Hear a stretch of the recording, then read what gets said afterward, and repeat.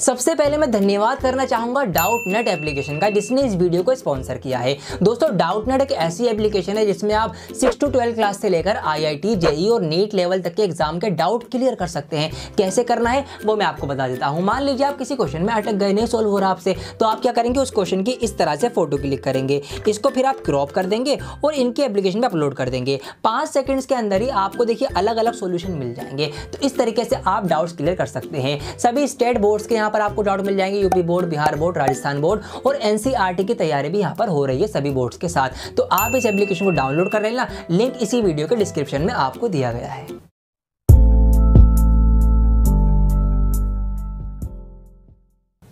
स्वागत है आपका डियर सर में। आज मैं बहुत ज़्यादा खुश हूँ, आपकी मनोकामना पूरी होने जा रही है। बहुत भारी डिमांड थी आपकी कि सर हमें स्कूल के चैप्टर पढ़ने हैं, डियर सर स्टाइल में पढ़ा दीजिए हमें। स्कूल में हमारी ऑनलाइन क्लासेस चल रही हैं, हमें बहुत प्रॉब्लम हो रही है समझने में, आप समझा दीजिए। आज मैं आपके लिए पूरे चैप्टर की फुल फ्लेज वीडियो लेकर आ गया हूँ। बहुत मज़ा आएगा, बहुत बढ़िया सीखेंगे आज हम। क्या क्या है इस वीडियो में पहले जान लेते हैं। देखिए, 10th क्लास का चैप्टर का नाम है रियल नंबर्स और 9th क्लास का चैप्टर का नाम है नंबर सिस्टम। मतलब नंबर्स तो दोनों में ही आ रहे हैं, तो हम नंबर्स से ही स्टार्ट करेंगे कि नंबर्स क्या होते हैं, कौन कौन से होते हैं, टाइप्स ऑफ नंबर्स पढ़ेंगे हम, रैशनल इरेशनल ये सब पढ़ के फिर हम चैप्टर पे शिफ्ट हो जाएंगे। एक्सरसाइज के एक एक क्वेश्चन के हम सॉल्यूशन करने वाले हैं आज इस वीडियो में। तो एंड तक पूरी वीडियो आपको देखनी है, पूरा चैप्टर कंप्लीट करवा दूंगा आज में। तो आइए शुरू करते हैं पहले कॉन्सेप्ट के साथ, बिकॉज कॉन्सेप्ट इज पावर। दोस्तों, हमारी इस प्रकृति के अंदर, नेचर में जब इंसान आया तो उसने जब चीज़ों को गिनना शुरू किया तो 1 से स्टार्टिंग कर दी उसने। किसी भी चीज़ को देखा, भाई क्या है, कितनी है, कैसे बोलूँ, 1 1 है ये, तो इस तरह से 1 आया, फिर 1 में जोड़ के 2 बना, फिर 3 बना, फिर 4 बना, ऐसे गिनती बनना शुरू हुई। तो जो नंबर्स 1 से स्टार्ट होते हैं उन नंबर्स को हम नेचुरल नंबर्स यानी प्राकृतिक संख्याएं कहते हैं। क्यों कहते हैं समझ गए आप। तो प्राकृतिक संख्याएं कहाँ से स्टार्ट होती हैं, 1 से स्टार्ट होती हैं। 1 2 3 4 5 6 7 8 9 इस तरीके से। बाद में फिर 0 आया और 0 के आते ही काउंटिंग कंप्लीट हो गई, गिनती पूरी हो गई। मान लीजिए अभी आपके पास 0 नहीं है, मैं आपसे कह रहा हूं आप 1005 लिख के दिखाइए। लिख सकते हो क्या आप?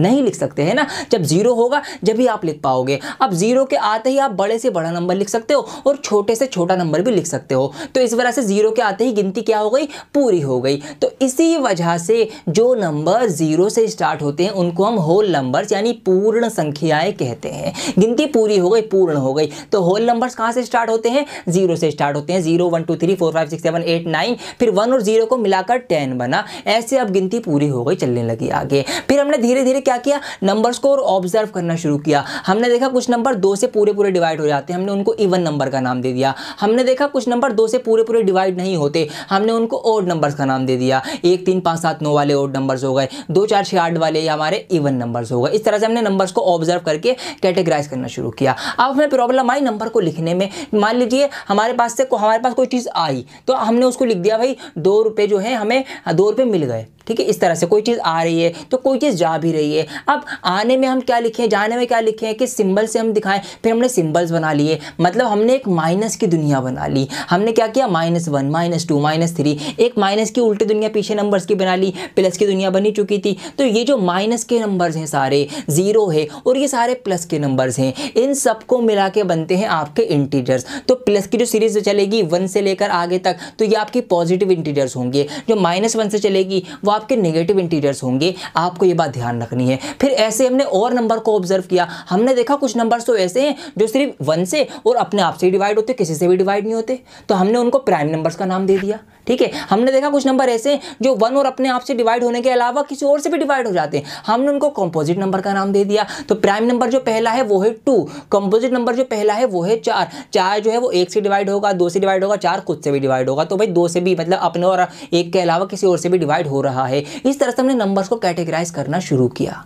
फिर हमने रैशनल नंबर्स बनाए, हमने इरेशनल नंबर्स बनाए, परिमेय संख्या, अपरिमेय संख्या, हमने रियल नंबर्स बनाए। ये क्या होते हैं इनको और बारीकी से समझो, आप काम आएंगे आपके। तो पहले बात करते हैं रैशनल नंबर्स की। दोस्तों, वो सभी नंबर्स जो फ्रैक्शन की शक्ल में, अपॉन की शक्ल में, P अपॉन Q की शक्ल में या बटे की शक्ल में आप लिख सको, वो सभी रैशनल नंबर्स होंगे आपके। कोई सी भी बटे की शक्ल होगी आपकी रैशनल नंबर कहलाएगी। एक शर्त है, लेकिन शर्त क्या है कि नीचे डिनोमिनेटर में 0 नहीं होना चाहिए। ऊपर 0 हो चलेगा, लेकिन नीचे 0 ना हो तो ऐसी फ्रैक्शन आपकी रेशनल नंबर कहलाई जाएगी। अब रेशनल नंबर हम कैसे पहचाने, 2 ट्रिक आपको बता रहा हूँ, ये 2 ट्रिक लगा के आप किसी भी फ्रैक्शन को पहचान सकते हो कि वो रेशनल नंबर है या नहीं है। अब देखिए कैसे पहचानेंगे आप। पहली ट्रिक आपकी ये है, पहला पॉइंट रेशनल नंबर की पहचान करने का ये है कि रेशनल नंबर जो होंगे ना वो पॉइंट के बाद पूरी तरह से कट जाते हैं। जैसे एक फ्रैक्शन है, रेशनल नंबर है, जब आप इसको डिवाइड करोगे तो पॉइंट में आंसर आएगा ना, तो पॉइंट में कुछ देर के बाद ना ये नंबर पूरा पूरा कट जाए अगर, तो ये एक रेशनल नंबर होगा। तो पहली पहचान यही है कि terminates after a definite decimal expansion, ठीक है,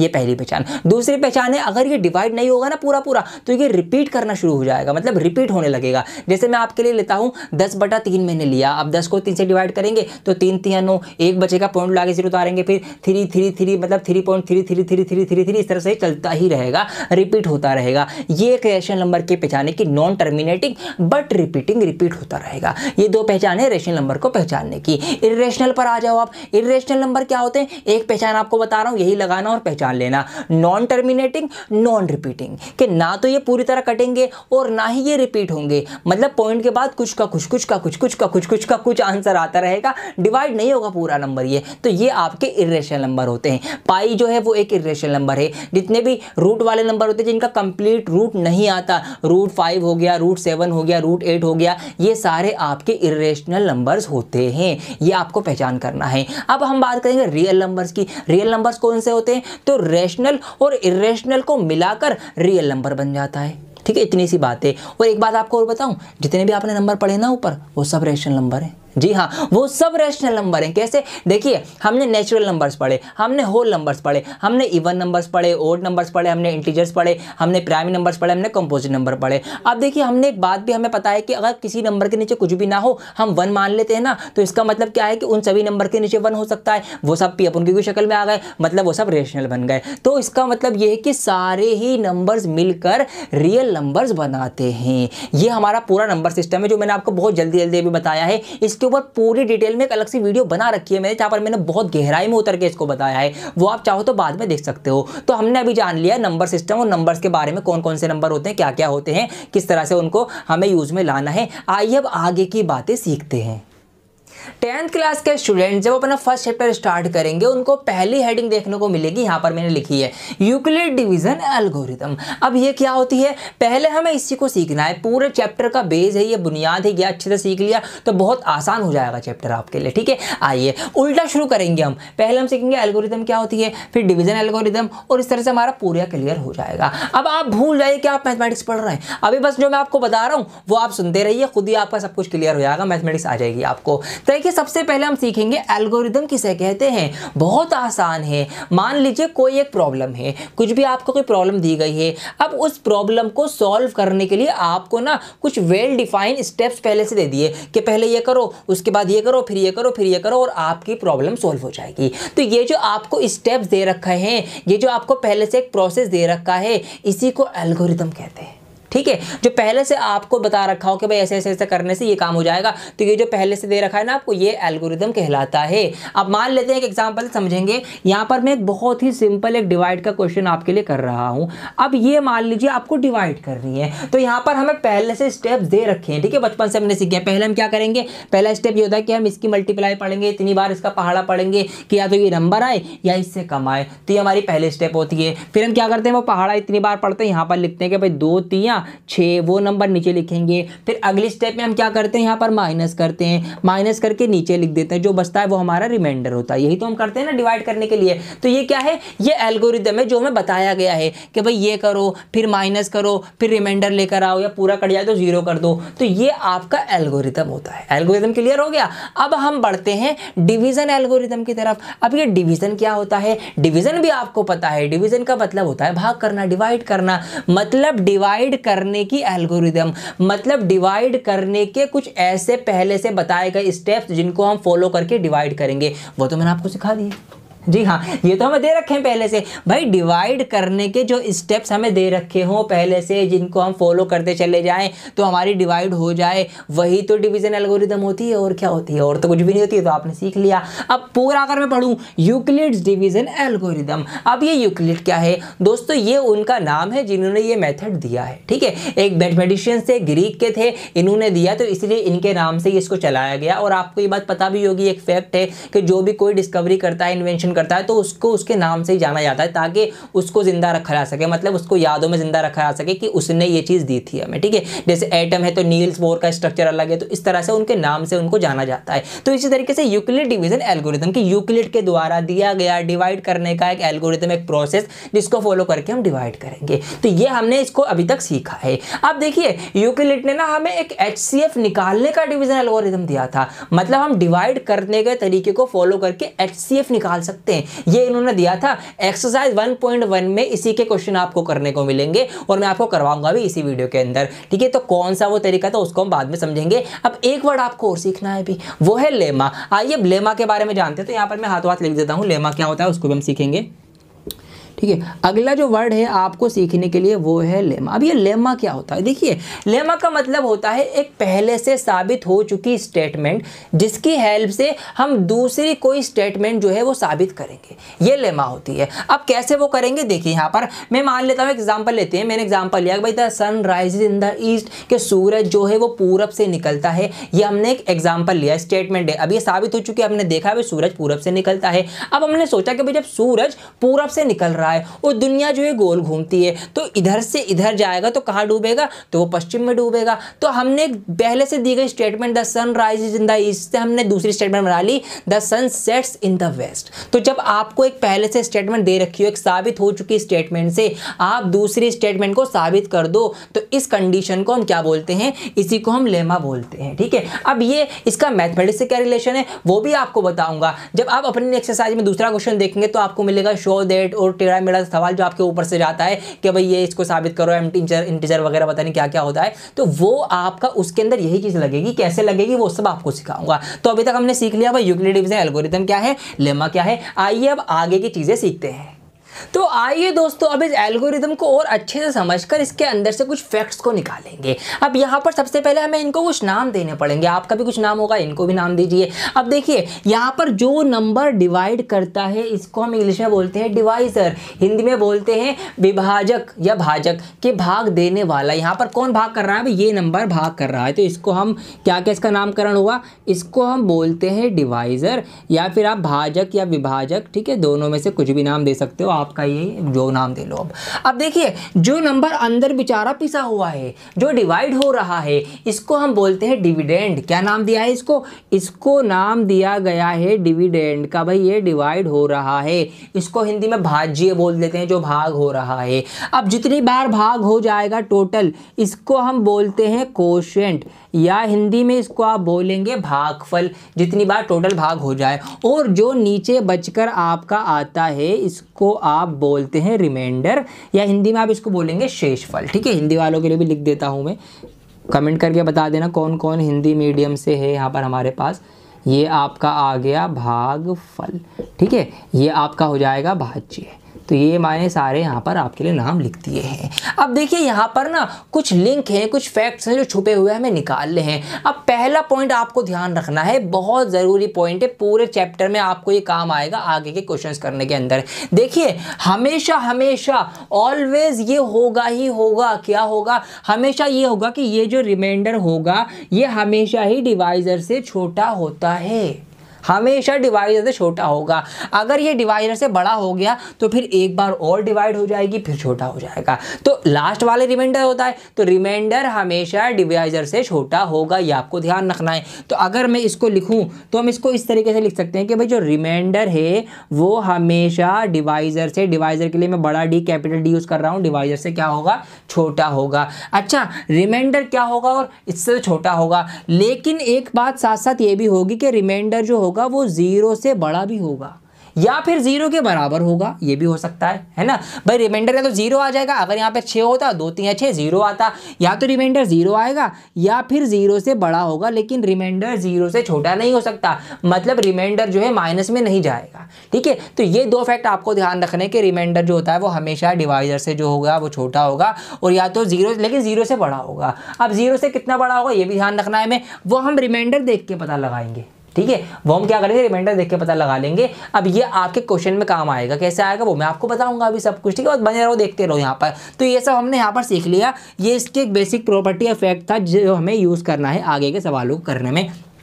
अब अगली चीज़ क्या सीखनी है हमें वो भी आपको बताता हूँ। अब हमें सीख रही है कि यूक्लिड की डिवीजन की HCF। ठीक है, यूक्लिड जी ने डिवाइड करके HCF निकालने का एक तरीका बताया है कि आप डिवीजन मेथड का यूज़ करके HCF निकाल सकते हैं। एक्सरसाइज 1.1 आपकी इसी के ऊपर बेस्ड है कि आप HCF निकालेंगे लॉन्ग डिवीजन मेथड का यूज़ करके। तो लॉन्ग डिवीजन मेथड हम पढ़ेंगे, अब कैसे निकालना होता है आइए अब उसको बारे में सीखते हैं। तो आइए दोस्तों जानते हैं कि HCF निकालने का कौन सा मेथड इन्होंने हमें दिया है। यूक्लिड डिवीजन फॉर HCF एक लॉन्ग डिवीजन मेथड दिया है इन्होंने, जिससे हम किसी भी नंबर्स का HCF निकाल सकते हैं। अब उसको सीखने से पहले आपको ये भी पता होना चाहिए कि HCF किसे कहते हैं। वैसे HCF के ऊपर पूरी एक वीडियो मैंने आपको बना के दे रखी है, बाद में देख सकते हो। अभी मैं फटाफट आपको बता देता हूँ थोड़ी सी देर में HCF क्या होता है। देखिए HCF की फुल फॉर्म आपको बहुत अच्छे से पता है कि हाईएस्ट कॉमन फैक्टर। नीचे से अगर शुरू करें उल्टा समझें तो फैक्टर से हम शुरू करेंगे। देखिए दो एग्जांपल के लिए मैं आपके नंबर ले लेता हूं। यहां पर मैंने ले लिया 8 और 12। अब सबसे पहले समझिए फैक्टर क्या होता है। फैक्टर का मतलब होता है ऐसे नंबर्स, मतलब 8 के ऐसे नंबर जिनसे 8 पूरा पूरा डिवाइड हो जाएगा, या वो नंबर जो 8 को पूरा पूरा काट दें वो 8 के फैक्टर होंगे। ठीक है, तो यहां पर अगर मैं बात करूं कौन कौन से फैक्टर होंगे 8 के, देखिए 8 जो है 8 हमारा 1 से कटता है, 2 से कटता है, 4 से कटता है, और 8 खुद 8 से डिवाइड होता है। तो इसका मतलब ये सारे आ गए हमारे पास 8 के फैक्टर्स। ठीक है, ऐसे 12 के भी निकाल सकते हैं आप कि जिन जिन नंबर से 12 डिवाइड हो जाएगा कंप्लीटली वो सारे 12 के फैक्टर होंगे। तो ऐसे 1 से कट जाएगा, 2 से कट जाएगा, 3 से डिवाइड हो जाएगा, 4 से हो जाएगा, 6 से हो जाएगा, 12 को 12 से हो जाएगा। तो ये सारे 12 के फैक्टर्स आ गए। तो ये हमने फैक्टर सीख लिया। अब आ जाओ जी कॉमन फैक्टर। इनमें से कॉमन कौन कौन से, जरा उसको अंडरलाइन कर लो आप। यहाँ पर मैंने आंसर कर लेता हूँ। देखिए ये कॉमन दोनों में है, 2 भी दोनों में कॉमन है, और 4 दोनों में कॉमन है। कुछ और कॉमन है और कुछ कॉमन नहीं है। तो ये इनके आ गए दोनों के कॉमन फैक्टर। हमें कौन सा निकालना है, हमें निकालना है जी हाईएस्ट कॉमन फैक्टर, मतलब सबसे बड़ा जो हाईएस्ट हो। अब इन कॉमन फैक्टर्स के अंदर हाईएस्ट देख लो कौन सा साफ साफ नजर आ रहा है हमें, 4 जो है वो हाईएस्ट है। इसका मतलब क्या हो गया कि HCF of 8 and 12 will be 4, कि 8 और 12 का जो HCF है वो 4 होगा। ये आपका HCF इस तरह से निकाला जाता है। लेकिन इन्होंने हमें दिया है लॉन्ग डिवीजन मेथड, कि एक मेथड का यूज करेंगे, एक एल्गोरिदम लगाएंगे और HCF निकल के आएगा। कैसे आएगा वो सिखाता हूं आपको। देखिए इन्होंने क्या कहा कि इसी एग्जांपल को मैं लेता हूं। इन्होंने कहा कि अगर आपके पास 2 नंबर हैं कोई, यहां पर हमारे पास 8 और 12 2 नंबर हमें दे रखे हैं। अगर आपको इसका HCF निकालना हो तो कैसे निकालेंगे आप, इस तरह से निकालना। सबसे पहले आप देखना बड़ा नंबर कौन सा है। अब यहां पर हम एल्गोरिदम लगा रहे हैं। सबसे पहला काम क्या करेंगे, स्टेप क्या करेंगे हम, सबसे पहले बड़े नंबर को पहचानो। बड़ा कौन, इनमें से 12 बड़ा है, तो बड़े नंबर को आप रखेंगे अंदर और छोटे नंबर को आप रखेंगे बाहर। बड़े नंबर को छोटे नंबर से आप डिवाइड करेंगे। ये इन्होंने कहा ऐसा करने के लिए। डिवाइड करते हैं तो 4 एकम 4 का बल्कि थोड़ी 8 का पहाड़ चल रहा है ना यहाँ पर, तो 8 एकम 8। ठीक है, 8 1 4 8 यहाँ पर जाएगा। फिर हम माइनस करेंगे तो यहाँ पर 4 रिमेनिंग यहाँ पर रिमाइंडर हो जाएगा। अब देखिए अगर कुछ रिमाइंडर बच जाए तो इन्होंने क्या कहा, अगर रिमाइंडर बच जाए फिर उस रिमाइंडर से जो यहाँ पर डिवाइजर है उसको डिवाइड करो। जो यहाँ पर डिवाइजर होगा वो कूद के यहाँ पर उसको ला के उठा के यहाँ रख दो और फिर से उसको डिवाइड कर डालो। ठीक है, तो यहाँ पर क्या होगा, 4 दूनी 8 और यहाँ पर माइनस करूंगा तो 0 हो जाएगा। जैसे ही 0 हो जाए ये डिवाइड, आपका आंसर आ गया है। जैसे ही रिमाइंडर 0 आ जाए तो जस्ट पहले वाला जो डिवाइजर आपका होगा वो आपका HCF होगा। ये इनका तरीका है, इनके द्वारा बताया गया तरीका। इसी को नाम दिया गया है long division method of finding HCF। ये किसने दिया है, यूक्लिड जी ने दिया है। एक एग्जांपल और आपको समझाता हूँ, फिर हम बुक के क्वेश्चन सॉल्व करेंगे। देखिए छोटा सा एग्जांपल लेता हूँ मैं। अब 10 और 25, ये आपके पास 2 नंबर है 10 और 25। हमने क्या देखना है भाई, बड़ा नंबर को अंदर रखो, छोटे नंबर को बाहर रखो, इसको डिवाइड करो। तो 10 दूनी 20, माइनस करेंगे 5 बचेगा, रिमाइंडर बच गया ना। अगर रिमाइंडर बच जाए तो फिर उससे पहले वाले डिवाइजर को डिवाइड कर दो, तो 5 दूनी 10। जैसे ही रिमाइंडर 0 आ जाए तो जो सबसे पहला यहाँ पर जो होगा ना, इससे जस्ट पहले वाला, ये आपका HCF होता है। तो यहाँ पर हमारे पास HCF आ जाएगा, इनका निकल के 5 किसका, 10 और 25 का। तो ये इनका तरीका है। अब आइए एक्सरसाइज 1.1 का क्वेश्चन नंबर फर्स्ट लेके शुरुआत करते हैं। तो एक्सरसाइज 1.1 का पहला सवाल आपके बोर्ड पर ये रहा। आइए देखिए, यहाँ पर सवाल कह रहा है कि फाइंड द HCF। HCF निकालो भाई। कैसे निकालना है आपको, यूक्लिड डिवीजन एल्गोरिदम का यूज करते हुए। और ये एल्गोरिदम तो मैंने आपको बहुत अच्छे से एक्सप्लेन कर दी है कि क्या होती है, कैसे काम करती है, सब कुछ। तो अब किस बात की देरी है, यूं ही निकालेंगे हम। देखिए, तो सबसे पहले हमें एल्गोरिदम फॉलो करनी है, कुछ स्टेप्स वाइज हमें सीरीज यहाँ पे स्टेप्स फॉलो करने हैं, ठीक है। कैसे करेंगे, हमने सबसे पहले देखना है कि भाई सबसे बड़ा नंबर कौन सा है, जो हमें नंबर देगा उनके अंदर बड़ा नंबर ढूंढा। ये हमने देखा कि बड़ा नंबर है यहाँ पर 225, तो उसको अंदर रखा और बड़े नंबर को हम डिवाइड करेंगे छोटे वाले नंबर से। अब देखिए 135 एकम 135, 135 दूनी 270, तो 270 तो इससे ज्यादा हो जाएगा। तो हम क्या करेंगे, फिर एक ही बार इसकी टेबल पढ़ेंगे। तो 135 एकम 135 135 माइनस करते हैं, माइनस करा, 5 में से 5 गया 0 बचेगा, 2 में से 3 नहीं जा सकता, एक इधर से कैरी दे देंगे तो 12 बन जाएगा, 12 में से 3 जाएगा 9 बचेगा, यहाँ पर 1 में से 1 जाएगा 0 बचेगा, ये खत्म। अब हमें ये देखना है कि भाई अगर रिमाइंडर बच जाएगा तो फिर हम इस डिवाइजर को यहाँ लिखेंगे। अब अगर आप ये स्टेप करना भूल जाए तो इसको ऐसे याद रखेंगे। देखिए भाई, तुमने गलती की, ऐसे याद रखो कि तुमने इसको पूरा डिवाइड नहीं करा, अब इसलिए हम तुम्हें डिवाइड करेंगे, ठीक है। ये आपको याद रखना है, तुमने इसको पूरा डिवाइड नहीं किया ना, तो हम तुम्हें डिवाइड करेंगे। अब हम तुम्हें यहाँ पर लेकर आ रहे हैं, तो इस तरह से हम यहाँ पर 135 को उठाकर लेकर आएंगे, इसको डिवाइड करेंगे। तो ऐसे आप इसको याद रखेंगे कि आपको किसको डिवाइड करना है। अब यहाँ पर हम क्या करेंगे, 9 दूनी 18, 180 ज़्यादा हो जाएगा, तो हम दोबारा से 1 बार यहाँ पर एक बार टेबल पढ़ेंगे, तो 90 एकम 90 होगा, फिर माइनस करेंगे, 5 में से 0 जाएगा, 5 बचेगा, 13 में से 9 जाएगा, यहाँ पर 4 बचेगा। अब वही रिमाइंडर बच गया। भाई तुमने इसको पूरा नहीं डिवाइड किया, हम तुम्हें डिवाइड करेंगे, इसको ऐसे याद रखते चलो। तो ये यहाँ पर उठा के लेके अब हम इसको ही डिवाइड कर देंगे। तो 45 दूनी 90 होता है, माइनस करेंगे, रिमाइंडर 0 आ गया। और जैसे ही रिमाइंडर 0 आ जाए हमारा आंसर आ जाता है। कौन सा आंसर होता है, रिमाइंडर 0 आने से जो ऊपर वाला यहाँ पर हमारे पास जो डिवाइजर होता है, यही हमारा आंसर होता है। तो हम लिख देंगे HCF इज इक्वल टू 45। आप पूरा लिखेंगे कि HCF ऑफ 135 एंड 225 इज 45। इस तरीके से ये वाले क्वेश्चन आपको करने हैं, लॉन्ग डिवीजन वाले। एक सवाल और करता हूँ आपका, क्वेश्चन नंबर से फर्स्ट का ही ऑप्शन 2 है यहाँ पर। तो हमें आप तो सीख लिया है हमने क्या करना है भाई। यहाँ पर हमने बड़ा नंबर अंदर रखा, छोटे नंबर से इसको डिवाइड करेंगे 196 से। तो यहाँ पर ये है। अब देखिए, आप सोचेंगे सर बड़े बड़े नंबर आ गए, कैसे मल्टीप्लाई पढ़े, कैसे पहाड़ा पढ़े। इसको आप एज्यूम करना सीखो। इसको आप मानो 19, इसको आप मानो 38, 19 दूनी 38 होते हैं, 2 बार हम टेबल पढ़ सकते हैं। अब बात के नंबर पे ध्यान दो, यहाँ है 6, यहाँ है 2, मतलब इसका डबल जो होगा वो इससे ज़्यादा चला जाएगा। तो हम एक ही बार टेबल पढ़ेंगे। हम पढ़ेंगे फिर 196 एकम 196, माइनस करेंगे, 2 में से 6 जाएगा नहीं, एक इधर जाके इसको हासिल देंगे, 12 बन जाएगा, 12 में से 6 गया 6 बचेगा, यहाँ 7 बचेगा, एक इधर 17, 17 में से 9 गया 8 बचेगा, 2 में से 1 जाएगा 1 बचेगा, 186 बचा। यहाँ पर क्या करते फिर हम डिवाइड में अगला नंबर नीचे उतारते ही, हमने उतार के इसको बड़ा बना लिया।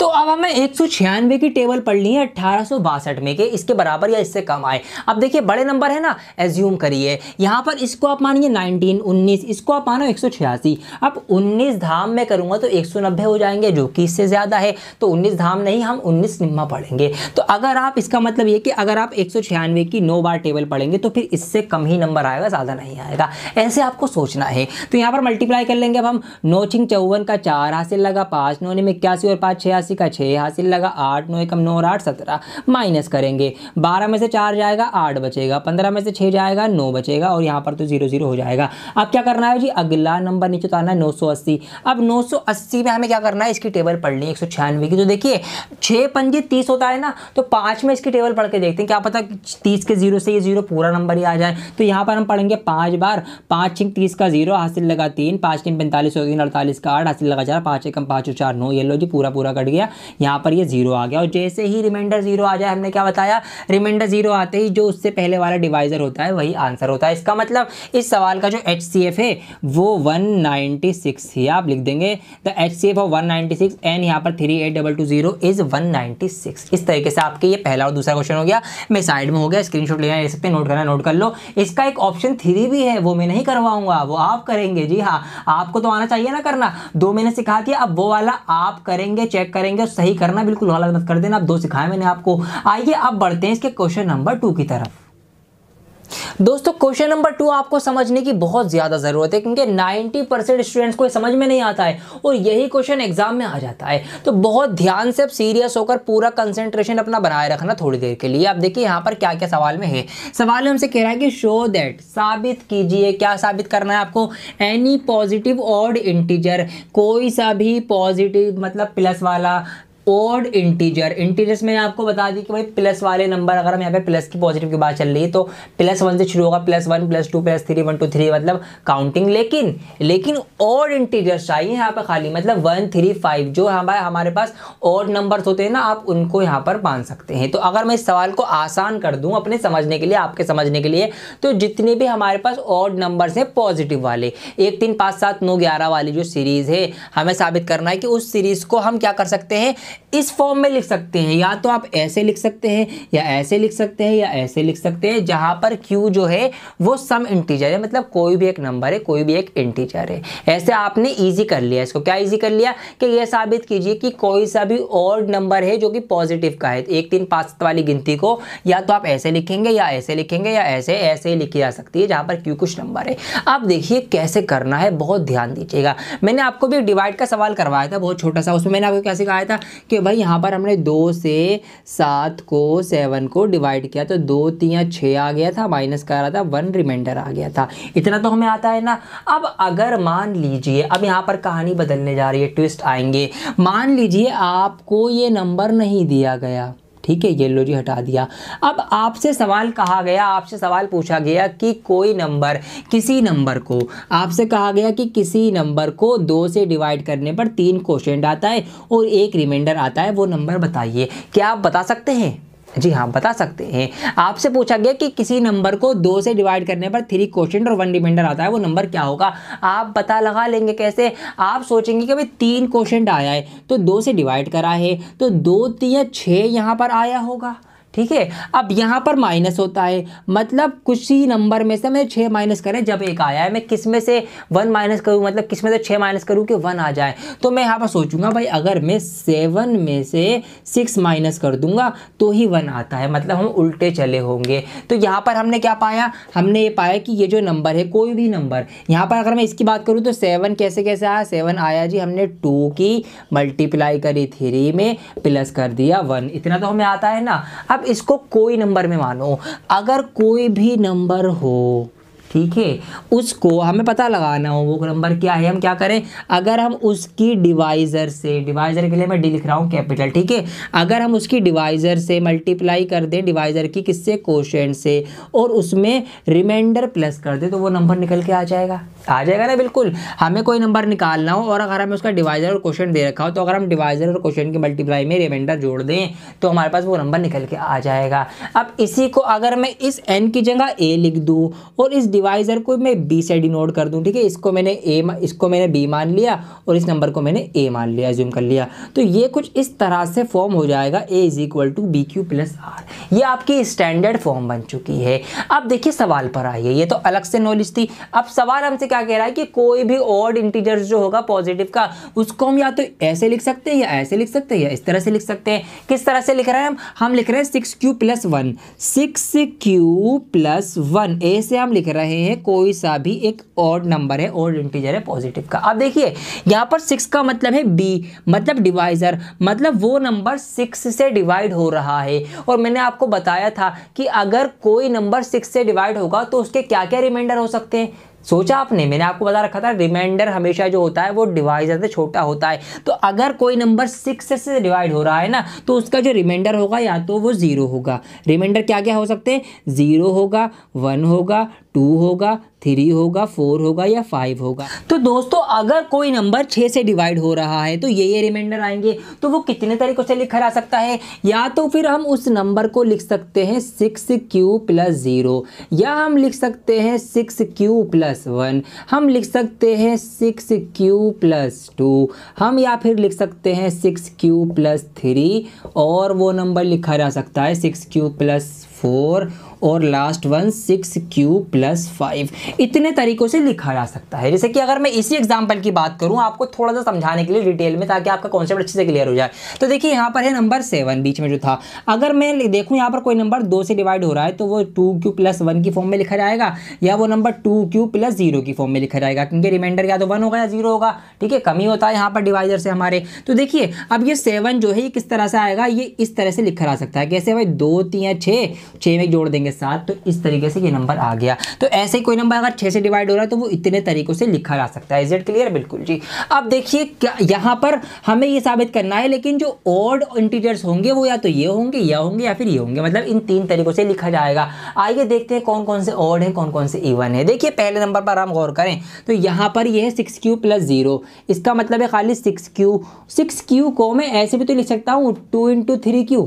तो क्या कुछ बात बदल जाएगी? कुछ भी बात नहीं बदलेगी भाई। मैंने 2 कॉमन ले लिया, 2 3 6 की अभी भी बात वही है। अब लेकिन यहाँ पर समझने वाली बात यह है कि अगर 2 का मल्टीपल आ गया, ये जो है 2 से मल्टीप्लाई कर रहा है, और अगर कोई चीज़ 2 से मल्टीप्लाई कर जाएगी तो वो 2 से डिवाइड भी कर जाएगी। इसका मतलब क्या है? फिर वो नंबर ऑड नहीं होगा, वो इवन बन जाएगा। भाई 2 मल्टीपल में है, 2 की मल्टीप्लाई, 2 की टेबल, 2 का पहाड़ा, 2 4 6 8 10 12 14, ये तो इवन नंबर होते हैं ना। तो इसका मतलब ये जो नंबर इस तरह से लिखा गया है ये तो भाई लोगों इवन होगा, ये ऑड नहीं हो सकता।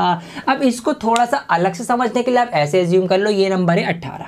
ये नंबर यहाँ पर अगर मैं इसको 18 मानूं तो भाई 6 3 कितना हो जाएगा? 18। यहाँ पर पूरा कट जाएगा, रिमाइंडर कुछ भी नहीं बचेगा। तो यहाँ पर 18 क्या है? 18 जो है वो एक इवन नंबर होता है। ठीक है, अब देखिए इस पर गौर कीजिए। यहाँ पर है आपका नंबर 6q + 2, 6q + 2। यहाँ पर 2 कॉमन आ सकता है। यहाँ पे मैंने अगर 2 कॉमन लिया तो यहाँ पर अंदर रह गया 3q, और यहाँ से 2 कॉमन आ गया, यहाँ पर रह गया 1। तो यहाँ पर भी ये आ गया 2 के मल्टीपल में, और जैसे ही ये 2 के मल्टीपल में आया ये क्या बन गए? 2 की टेबल टाइप हो गया। और 2 की टेबल टाइप जो नंबर होते हैं 2 4 6 8 10 12 आपको बहुत अच्छे से पता है वो भी इवन नंबर होते हैं। इसका मतलब क्या है कि ये जो नंबर इस तरह से लिखा जाएगा वो भी एक इवन नंबर होगा। इसको आप समझने के लिए ऐसे भी एज्यूम कर सकते हैं कि भाई अगर मैं q की जगह, q है भाई where is q is some integer, कोई भी इंटीजर है q को मैंने 3 मान लिया, तो 6 3 18, 18 और 2 कितने होते हैं? 20 होते हैं। तो इसका मतलब 20 यहाँ पर आएगा। 20 क्या है? 20 एक इवन नंबर है। ये सिर्फ आपको समझाने के लिए मैं एक आइडिया दे रहा हूँ, ऐसे करना नहीं है आपको, सिर्फ समझाने के लिए आपको। अब देखिए ऐसे ही यहाँ पर आपका हो जाएगा 6q + 4, अगर मैं लूँ यहाँ भी 2 कॉमन आ जाएगा, 3q + 2 बचेगा। ये बिल्कुल एग्जैक्ट यहाँ पर भी क्या होगा भाई? 2 का मल्टीपल आ गया, 2 का मल्टीपल आ जाएगा, बहुत अच्छे से पता है, 2 बार आ चुका, वो हमारा इवन नंबर होता है। इसको भी सोचने के लिए, आप समझने के लिए, थोड़ी सी अंडरस्टैंडिंग बिठाने के लिए माइंड में क्या कर सकते हो भाई? q सम इंटीजर, q को कुछ भी मान लो। q को अगर मैं 3 मान लूँ, 6 3 18, 18 4 22, 22 आएगा। 22 क्या है? इवन नंबर है। q को मैं 1 मान लूँ, 6 कम 6 4 10, 10 क्या है? इवन नंबर है। q को मैं 2 मान लूँ, 6 3 12 4 16, 16 क्या? इवन नंबर है। तो यहाँ पर ये इवन ही नंबर लिखा जाएगा, और नहीं लिखा जा सकता। अब हम बात करेंगे अगर इसकी, तो यहाँ पर भाई देखो ना, कुछ भी कॉमन नहीं आएगा, ये 6q + 1 ही रहेगा, कुछ भी कॉमन नहीं आएगा। तो अब देखिए कोई नंबर जो भी हमारे पास, हमें बात कर रहे हैं अभी हम ऑड इंटीजर्स की, हम इंटीजर्स की बात कर रहे हैं पॉजिटिव की। अब पॉजिटिव इंटीजर्स या तो इवन होते हैं या ऑड होते हैं। अब यहाँ पर ये तो तीनों इवन आ गए। अब अगर ये तीनों इवन नहीं है तो फिर ये क्या होंगे? ये ऑड होंगे, जाहिर सी बात है ना। तो इसका मतलब क्या है? इसका मतलब ये है कि ये नंबर यहाँ पर कौन कौन सा नंबर है मैं लिख देता हूँ नीचे, 6q + 1, ठीक है, 6q + 3 और 6q + 5। ये इवन नहीं है। अगर इवन नहीं है तो क्या है? तो ये ऑड नंबर है। यही तो हमें प्रूफ करना था कि भाई साबित करो कि एनी पॉजिटिव ऑड इंटीजर्स, कोई सा भी पॉजिटिव प्लस का नंबर है जो कि ऑड नंबर है, उसको या तो आप 6q + 1 की फॉर्म में लिख सकते हो, 6q + 3 की फॉर्म में लिख सकते हो, या 6q + 5 की फॉर्म में लिख सकते हो ऑड इंटीजर्स को। हैंस प्रूफ, ये आपका प्रूफ हो गया। इसको समझना है तो एग्जाम्पल के लिए समझ सकते हो, सिर्फ एग्जाम्पल के लिए क्या समझ सकते हो आप? यहाँ पर q जो है वो सम इंटीजर जा रहे हैं, कुछ भी रख दो क्योंकि जगह आप यहाँ पर आप रखेंगे, यहाँ पर रखते हैं, देखिए क्योंकि यहाँ पर रखा 1 तो 6 कम 6, 6 और 5 11, 11 क्या है ओड नंबर आएगा। यहाँ पे आप रखिए 1, 6 कम 6, 6 और 3 9, 9 क्या है एक ओड नंबर। यहाँ पे आप रखिए 1, 6 कम 6, 6 और 1 7, तो 7 क्या है एक ओड नंबर है। तो इस तरीके से आप ओड नंबर्स को ही इन फॉर्म में लिख सकते हो। तो ये आपका सवाल हो गया, ये मैंने आपको समझाया है आपको लिखना कैसे है। एग्जाम्पल नंबर 2 आपके सामने आ रहा है, यहाँ पर इसकी स्टेटमेंट दे रखी है, हमने ये माना वो माना, इस तरीके से आपको इसको लिखना है, या फिर जैसे आपके स्कूल टीचर्स बताएं आप इसको वैसे लिखेंगे। ये तो मैंने आपको पूरा डिटेल में खोल कर समझाया है कॉन्सेप्ट वाइज, ताकि आपके क्लियर हो सके। मैथ्स को फील करना शुरू कर दो, आप मजा आ जाएगा, इसको रटने की जरूरत नहीं है आपको, ये सब समझ लो आप। अगले सवाल देखिए, इसकी तरह बहुत आसान है, अब आपको लगेंगे, आइए करते हैं। क्वेश्चन नंबर 3 में आपसे कहा गया है कि एक आर्मी का ग्रुप है 616 मेंबर का, वो मार्च करता है, एक आर्मी बैंड 32 मेंबर का, एक आर्मी का बैंड है उसके पीछे, मतलब आर्मी का बैंड है 32 मेंबर का, वो आगे चलता है, उसके पीछे 616 लोगों का अलग से जो टीम है आर्मी की वो चलती है। The 2 groups are to march in the same number of column. अब ये जो मार्च करेंगे, परेड करेंगे, इनके जो कॉलम और नंबर ऑफ कॉलम्स होने चाहिए वो बराबर संख्या में होने चाहिए। तो what is the maximum number of columns in which they can march, तो ज्यादा से ज्यादा कितने कॉलम वो बना सकते हैं मार्च करने के लिए। Maximum numbers of column, maximum, highest common factor, समझ गए आप क्या निकालना है आपको। बेसिकली यहाँ पर 616 और 32 का HCF निकालना है। लॉन्ग डिवीजन मेथड से आपको सिखा भी दिया है मैंने, क्वेश्चन भी करवा दिए हैं, आप भी कर लेंगे, बहुत आसान सवाल है, सिंपल सा कर लेना। अब यहाँ पर अगले सवाल की तरफ बढ़ते हैं, ये पिछले की तरह ही, आइए इसको समझिए मेरे साथ। यहाँ पर कहा गया है कि यूज यूक्लिड डिवीजन लेमा, ये लेमा आ गया। लेमा आपको बता चुका हूँ मैं कि एक पहले से प्रूव हुई हुई स्टेटमेंट जिसके थ्रू हम दूसरी स्टेटमेंट प्रूव करेंगे। अब यहाँ पर हमें क्या करना है, to show that the square of any positive integer, किसी भी पॉजिटिव इंटीजर का स्क्वायर, इसको और आसान कर लो अपने लिए, आप इसको बोल सकते हो पॉजिटिव इंटीजर्स क्या होते हैं भाई, जो प्लस की गिनती होती है 1 2 3 4 5 6 7, मतलब कोई भी गिनती, प्लस की गिनती, ठीक है, प्लस की गिनती का स्क्वायर, ऐसे समझ लो आप, सिर्फ समझने के लिए है ये कि पॉजिटिव इंटीजर के किसी भी गिनती का जो स्क्वायर है is either of the form, उसको आप 3m या 3m+1 की फॉर्म में लिख सकते हो, और m जो है वो कोई भी एक इंटीजर है। कैसे प्रूफ करना है, बहुत आसान। सबसे पहले हमारी नजर पड़ी 3 पर, यहाँ पर 3 जो है, अगर मैं इसकी स्टैंडर्ड फॉर्म की बात करूं तो नंबर हम कैसे लिखते थे कि भाई a = bq + r। अब यहाँ पर 3 जो है वो b की जगह पर है, इसका मतलब यहाँ पर क्या है, b क्या होता है, डिवाइजर होता है, जिससे नंबर को हम डिवाइड करते हैं, मतलब यहाँ पर जो नंबर डिवाइड हो रहा है वो 3 से डिवाइड हो रहा है। अब आप खुद सोचो, अगर कोई नंबर 3 से डिवाइड हो रहा है तो उसको रिमाइंडर क्या क्या हो सकते हैं, मतलब किसी नंबर को अगर हम 3 से डिवाइड करें तो क्या क्या रिमाइंडर आने के चांसेस हैं। तो रिमाइंडर हमेशा डिवाइजर से छोटे आते हैं, कम आते हैं। तो इसका मतलब अगर कोई नंबर 3 से डिवाइड होता है, ठीक है, अगर कोई नंबर 3 से डिवाइड होता है तो रिमाइंडर क्या क्या आने के चांसेस है, रिमाइंडर या तो 0 आएगा या 1 आएगा या 2 आएगा, ठीक है, यही तो 3 आएंगे ना, तो ये हमारे चांसेस हैं। तो इसका मतलब उस नंबर को हम किस किस तरीके से लिख सकते हैं, तो उस नंबर को हम लिख सकते हैं या तो 3q + 0, ठीक है, और +0 को लिखने की जरूरत ही नहीं है, आप इसको खाली 3q भी लिख सकते हो, या तो हम उस नंबर को लिख सकते हैं फिर 3q + 1, या तो फिर हम इस प्रकार के नंबर को लिख सकते हैं 3q + 2।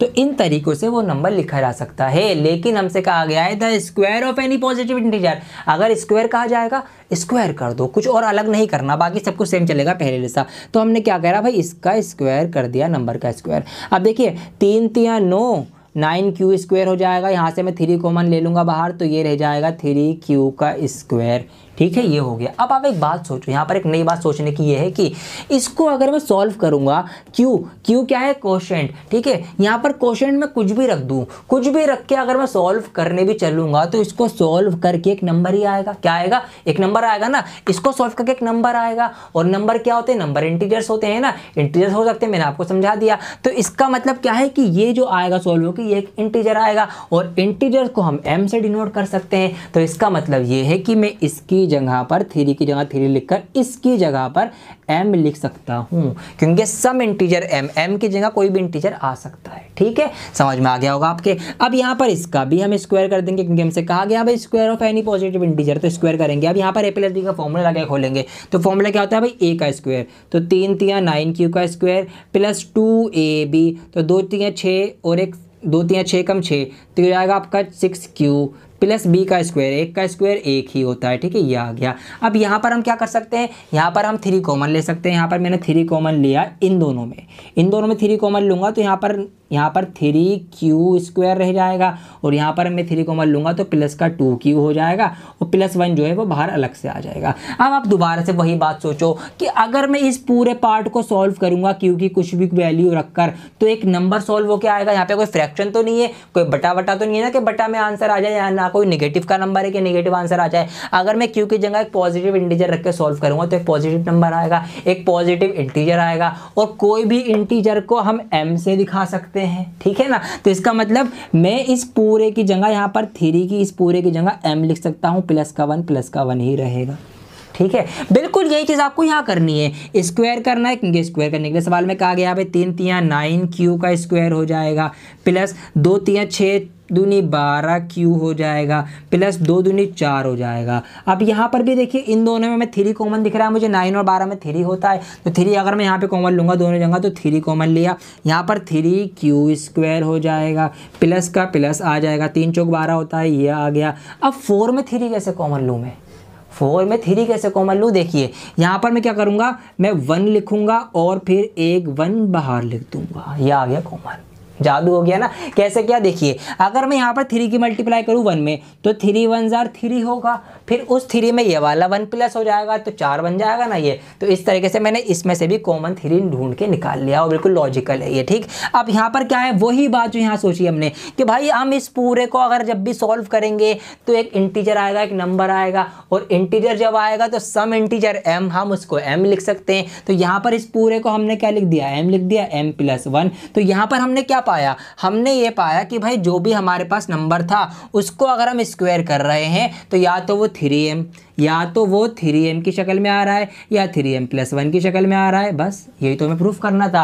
कि क्या प्रूफ करना था, square of any positive integer is either of the form 3m और 3m+1, या तो वो 3m की फॉर्म में आएगा या 3m+1 की फॉर्म में आएगा। मक्खियां परेशान कर रही हैं लेकिन आज मैं परेशान नहीं होऊंगा, पूरा चैप्टर पढ़ाने का वादा है, पूरा ही आपको पढ़ाऊंगा। अगला सवाल करते हैं, बल्कि करना क्या है, अगले सवाल में बिल्कुल एज इट इज यही है। क्या करना है आपको, उसमें सिर्फ स्क्वायर की जगह क्यूब हो गया है, तो सारी स्टेप्स बिल्कुल सेम रहेंगी। बस यहाँ पर जहाँ जहाँ मैंने स्क्वायर करा है ना वहाँ वहाँ आप क्यूब कर देना, क्यूब का फॉर्मूला लाके खोल देना और फिर जो भी बाद में कॉमन लेने के बाद आएगा ना उसको m मान लेना, तो फिर वही आपका बिल्कुल एज इट इज शो हो जाएगा। वो भी वो आपके लिए होमवर्क है, ठीक है। मिलके करना है हमें, ये आधा मैं कर रहा हूँ आधा आप करेंगे, जब भी तो आप सीखेंगे। मैं तो सारे कर दूंगा, मेरे लिए थोड़ी है, आपके लिए है सब, तो आप करेंगे अगला सवाल। तो इस तरीके से आई थिंक आपकी एक्सरसाइज 1.1 कंप्लीट हो चुकी है। मुबारक हो आपको। वीडियो को लाइक करें, बने रहें मेरे साथ। अब हम शुरू कर रहे हैं एक्सरसाइज नंबर 1.2।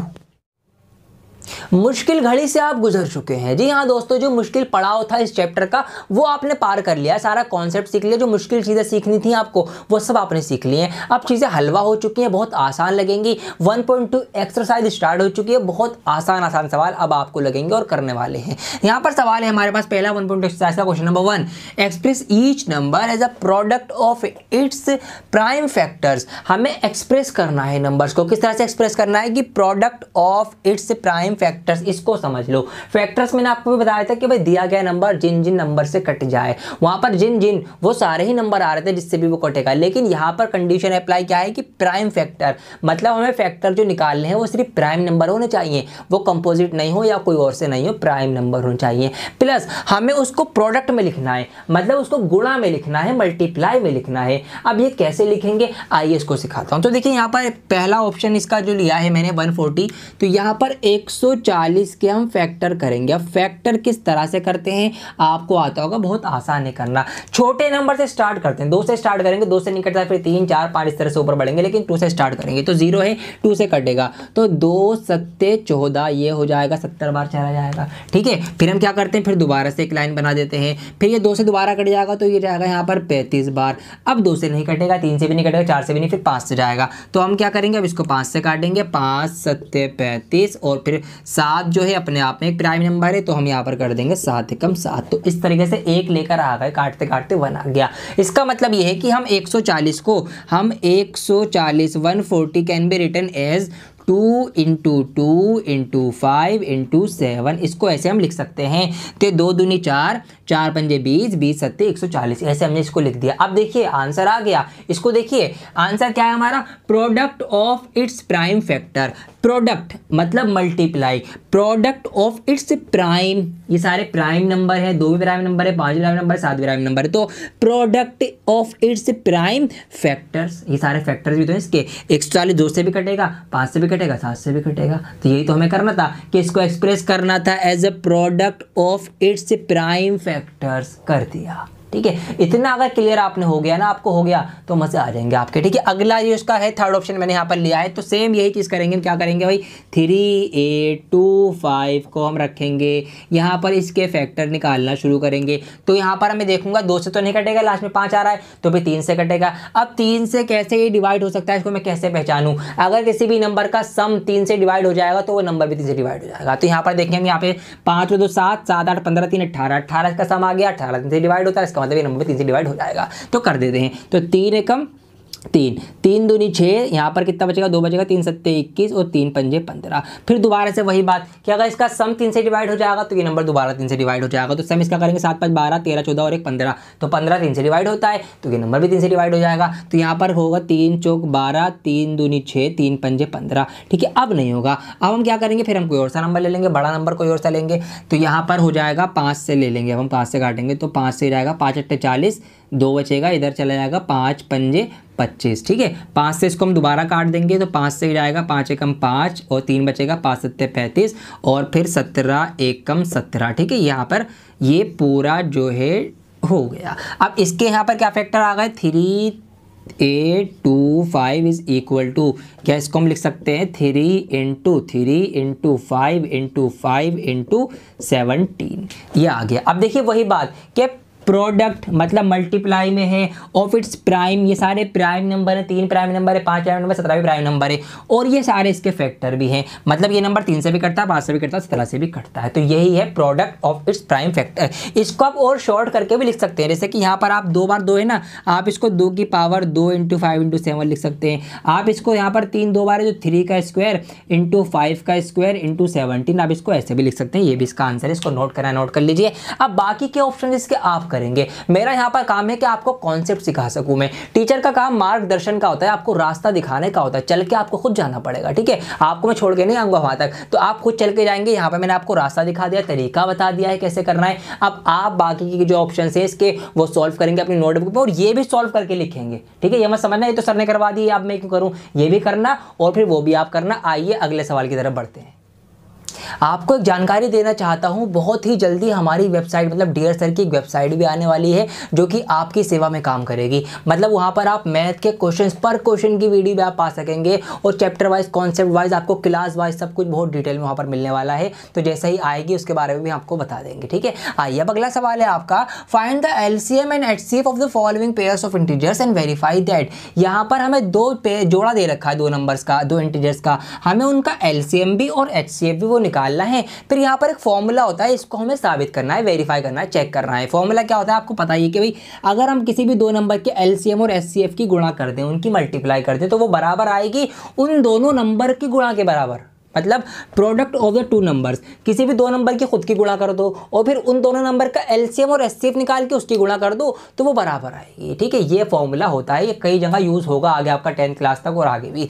अब देखिए कैसे हम क्या करेंगे, तो सबसे पहले हमें इनका एलसीएम और एचसीएफ निकालना पड़ेगा। तो कैसे निकालेंगे, फैक्टराइजेशन का मेथड यूज करते हुए। तो सबसे पहले हम इनके फैक्टर करेंगे। तो यहाँ पर 510 के हम फैक्टर करना स्टार्ट करेंगे, करते हैं, आप भी करिए फटाफट मेरे साथ साथ। तो 0 है तो 2 से कटेगा ना सबसे पहले, तो 2 से मैं काटूंगा, 2 दूनी 4, 1 बचेगा, 2 पंजे 10, 1 बचेगा यहाँ पर 2 पंजे 10, 1 बचेगा, 2 पंजे 10, 2 पंजे 10, ये हो गया 255। ठीक है, अब तो नहीं कटेगा 2 से, ये अब ये 3 से कट जाएगा, तो अब इसको मैं 3 से डिवाइड करूंगा। ठीक है, 3 से जाएगा ये 3 8 24, 1 बचेगा, 3 पंजे 15। अब ये जाएगा 5 से, तो 5 से अरे वाह 80 से लिख दिया मैंने, चलो जी 5 से काटूंगा, 5 से 17 बार जाएगा और फिर 17 एकम 17 होता ही है। तो इस तरीके से इसके फैक्टर निकल के आ गए, किसके 510 के फैक्टर आ चुके हैं निकल कर। क्या क्या फैक्टर आए निकल के, 2 इंटू 3 इंटू 5 इंटू 17। ठीक है, बिल्कुल इसी तरीके से आप 92 के भी निकाल लेंगे। तो आइए निकाल लेते हैं 92, ये मैंने लिखा यहाँ पर। अब क्या करना है आपको, फैक्टर निकालने स्टार्ट कर दो फटाफट मेरे साथ। 2 से जाएगा तो 2 चौक 8, 2 छिंग 12, फिर 2 से जाएगा 2 दूनी 4, 2 3 6। अब 23 एक प्राइम नंबर है, किसी से नहीं कटता अपने अलावा, तो ये 23 से ही कट जाएगा। 23 एकम 23 होता है, ये इसके निकल के आ गए। तो यहीं पर मैं इसके नीचे लिख दूंगा यहाँ पर 92 के भी सारे प्राइम फैक्टराइजेशन, 2 × 2 × 23। अब यहीं से इनका एलसीएम और एचसीएफ दोनों ही चीज़ें निकल के आएंगी। कैसे निकालना है देखिए, एलसीएम की अगर मैं बात करूं, एलसीएम क्या होता है, कैसे निकालते हैं। अगर आपने फैक्टर्स कर लिए हैं नंबर के, तो एलसीएम निकालने का तरीका ये, पहले आप कॉमन देखिए, कॉमन कौन कौन से नंबर हैं। तो यहाँ पर अगर मैं कॉमन देखूं तो एक 2 ही ऐसा है जो दोनों में कॉमन है, इनके पे 3 नहीं है, ना 5 है, ना 17 है, कुछ भी कॉमन नहीं है, तो 2 कॉमन है यहाँ पर। तो जब आप एलसीएम निकाल रहे हो, जब आप क्या करेंगे, जो कॉमन नंबर है उसमें से सिर्फ एक बार लिखेंगे। तो यहाँ पर ये जो 2 कॉमन था, इन दोनों के बदले मैंने 1 2 लिखा। जितने भी कॉमन मिल जाए उनमें से जोड़े में से एक उठाओ, फिर जो बचे रह जाए उन सबको एक साथ लिख डालो। एलसीएम निकालने का तरीका ये है। अब जो सब बच गए, तो क्या क्या बच गया भाई, 3 बच गया, 5 बच गया, 17 रह गया, ये नीचे वाला 2 रह गया, नीचे वाला 23 रह गया। इन सब की गुणा जो होगी वो इनका एलसीएम आएगी। ठीक, एचसीएफ निकालना है। अगर आपको एचसीएफ निकालना है फैक्टर्स का यूज करते हो, तो आप क्या करेंगे, आपको सिखा रखा है मैंने क्या भाई, पहले आप देख लो कॉमन फैक्टर कौन कौन से हैं और उनमें से फिर हाईएस्ट निकाल लो। तो कॉमन फैक्टर तो यहाँ पर 2 ही निकल रहा है बस। तो अब ये क्या हाईएस्ट और क्या लोवेस्ट, यही होगा। तो हाईएस्ट हमारा क्या होगा, एचसीएफ इनका क्या होगा। अच्छा मैंने एचसीएम लिख दिया, वाह कुछ नया बना रहे हैं, HCF। ठीक है, तो ये आपका सिर्फ 2 ही आएगा, इनके 2 ही इसमें कॉमन फैक्टर है, तो यही हाईएस्ट होगा। अब हमें क्या वेरीफाई करना है भाई, एलसीएम इंटू HCF। तो पहले एलसीएम की मल्टीप्लाई कर लेते सारी। देखिए 2 3 6, 6 5 30, 30 दूनी 60, 60 की 17 में करेंगे तो 17 छिंग कर लो, 17 छिंग होते हैं 102। तो 102 के आगे वो 0 लग जाएगी, फिर ये 23 से मल्टीप्लाई करेंगे, 23 से करेंगे, 23 0 0, 23 दूनी 46 का 6, हासिल लगा 4, 23 0 0, 4 का 4, 23 से कम 23, ये आ गई 23,460। तो अब देखिए एलसीएम, ये आ गया एलसीएम। तो ये हमने रखा LCM 23,460 मल्टीप्लाई में HCF कितना है, 2 आया जी, तो गुणा में 2 आ गया, इज इक्वल टू क्या रखना है, प्रोडक्ट ऑफ द 2 नंबर्स, बाकी के दोनों नंबर की गुणा। नंबर कौन कौन से, 510 और 92। तो हम यहाँ पे कर देंगे 510 × 92। अब इनकी मल्टीप्लाई बराबर आ जाएगी तो ये वेरीफाई हो जाएगा और हमारा आंसर भी सही है, पता लग जाएगा कि हुआ है। तो कर लेने फटाफट, 2 0 0, 2 छिंग 12 का 2, हासिल लगाए, 2 चौक 8 और 1 9, 2 3 6, 2 दूनी 4, इधर का तो हो गया। अब यहाँ पर बड़े बड़े नंबर्स, आप घबराएंगे मल्टीप्लाई। अगर आपने हमारी मल्टीप्लाई की ट्रिक सीख रखी होगी तो आपके लिए ये भी बहुत छोटी मल्टीप्लाई है। क्या कर सकते हो आप, देखिए 92 0 जो होता है 0 होता है, 92 1 92 का 2 यहाँ आया, 9 हमने कैरी दिया। अब इसको 92 मत मानो, अब इसको आप मानो 90। तो 90 भी मत मानो, अब इसको 9 मान लो खाली। 9 पंजे 45 होते हैं, ठीक है, तो 90 पंजे 450 हो जाएंगे। फिर ये जो 2 बचा है, 2 पंजे 10 होते हैं, तो 450 और 10 460 हो गए। और ये जो 9 ऊपर कैरी दिया था ये ऐड कर दो, 469 आपका हो गया। तो ये आ जाएगा आपका 469 बराबर आ गया, तो ये वेरीफाई हो गया हमारा। तो इस तरीके से ये मैंने क्वेश्चन नंबर 2 का ऑप्शन सेकंड किया है। आपके लिए 3 ही इसमें ऑप्शन थे, तो फर्स्ट और थर्ड वो दोनों आप करेंगे। ठीक है, मेरा काम वही समझाना, आपको समझा दिया है, बिल्कुल यही चीज़ें होंगी, फैक्टर होंगे, एलसीएम निकलेगा, एचसीएफ निकलेगा, उनकी मल्टीप्लाई पर रखना, वेरीफाई हो जाएगा आपका। तो बाकी के 2 आपकी जिम्मेदारी है। आइए अगला सवाल करते हैं। आइए दोस्तों फटाफट अगला सवाल देखते हैं। छोटा सा सवाल है, हमसे कहा गया है कि find the LCM and HCF of the following integers by applying the prime factorisation method. कि प्राइम फैक्टराइजेशन मेथड लगाओ और एलसीएम और एचसीएफ निकालो। पिछले सवालों में आपने निकाला है, फटाफट कुछ ही सेकंड्स में निकाल देंगे। अब हम क्या करना है भाई, 3 नंबर दे रखे हैं, तीनों के अलग अलग पहले फैक्टराइजेशन कर लो। तो कर लेते हैं, देखिए 12 काम करेंगे फटाफट। 12 पहले 2 से जाएगा, 2 छिंग 12, फिर 2 से जाएगा, 2 3 6, फिर 3 से जाएगा, 3 एकम 3, 12 के हो गए। इसी तरीके से 15 के निकाल लो फटाफट। तो 15 पहले 3 से जाएगा, 3 पंजे 15, फिर 5 से जाएगा, 5 एकम 5, फिर 21 के निकाल लेंगे। 21 पहले 3 से जाएगा, 3 सत्ते 21, और फिर 7 से जाएगा, 7 एकम 7। तो इस तरीके से हमने फटाफट इनके क्या करें, प्राइम फैक्टराइजेशन कर लिए हैं। ये लो जी, मैंने आपके लिए यहाँ पे लाइंस भी ड्रॉ कर दी हैं, नोट करना चाहो कर सकते हो बाद में। अब यहाँ पर क्या क्या नंबर है हमारे पास, 12 है, हमारे पास 15 है, हमारे पास 21 है। क्या क्या फैक्टर इनके निकल के आया वो लिख दो फटाफट। तो इसका यहाँ पे निकल के आया है 2 × 2 × 3, इसका आया है 3 × 5, और इसका आया है 3 × 7। अब हमें क्या निकालना है, LCM निकालना है और हमें HCF निकालना है। तो पहले LCM मैंने आपको निकालना बताया अभी कि फैक्टर करने के बाद क्या करेंगे हम, पहले हम देखेंगे कि कॉमन फैक्टर कौन कौन सा है और कॉमन के बदले सिर्फ एक लिखेंगे, मतलब जो भी कॉमन जोड़ा बनेगा, पेयर बनेगा, उसमें सिर्फ एक लिखेंगे। तो यहाँ पर देखिए 3 इसमें भी है, 3 इसमें भी है, 3 इसमें भी है, तो 3 जो है वो यहाँ पर कॉमन फैक्टर है। तो हम इसके बदले सिर्फ एक 3 लिखेंगे, एक बार 3 लिख देंगे और फिर क्या करेंगे, फिर बाकी के सारे बचे हुए नंबर लिख देंगे। तो अब 3 तो हमने यहाँ पर कॉमन आ गया एक, अब बाकी जो बच गया तो 2 × 2 बचा, तो 2 × 2 बचा, इंटू में ये वाला 5 बचा, ये आ गया, इंटू में ये 7 बचा, ये आ गया। ठीक है, सबकी मल्टीप्लाई यहाँ पर हम कर देंगे, 3 दूनी 6, 6 दूनी 12, 12 पंजे 60 और 6 7 42, मतलब 420। ठीक है, 420 LCM आ रहा है इसका। ठीक है, आपको नहीं कह रहा मैं। HCF निकालते हैं। अब HCF कैसे निकलेगा जी, जो कॉमन फैक्टर्स आएंगे उसमें से जो हाईएस्ट होगा वो HCF होगा। तो यहाँ पर कॉमन फैक्टर तो सिर्फ 3 ही है।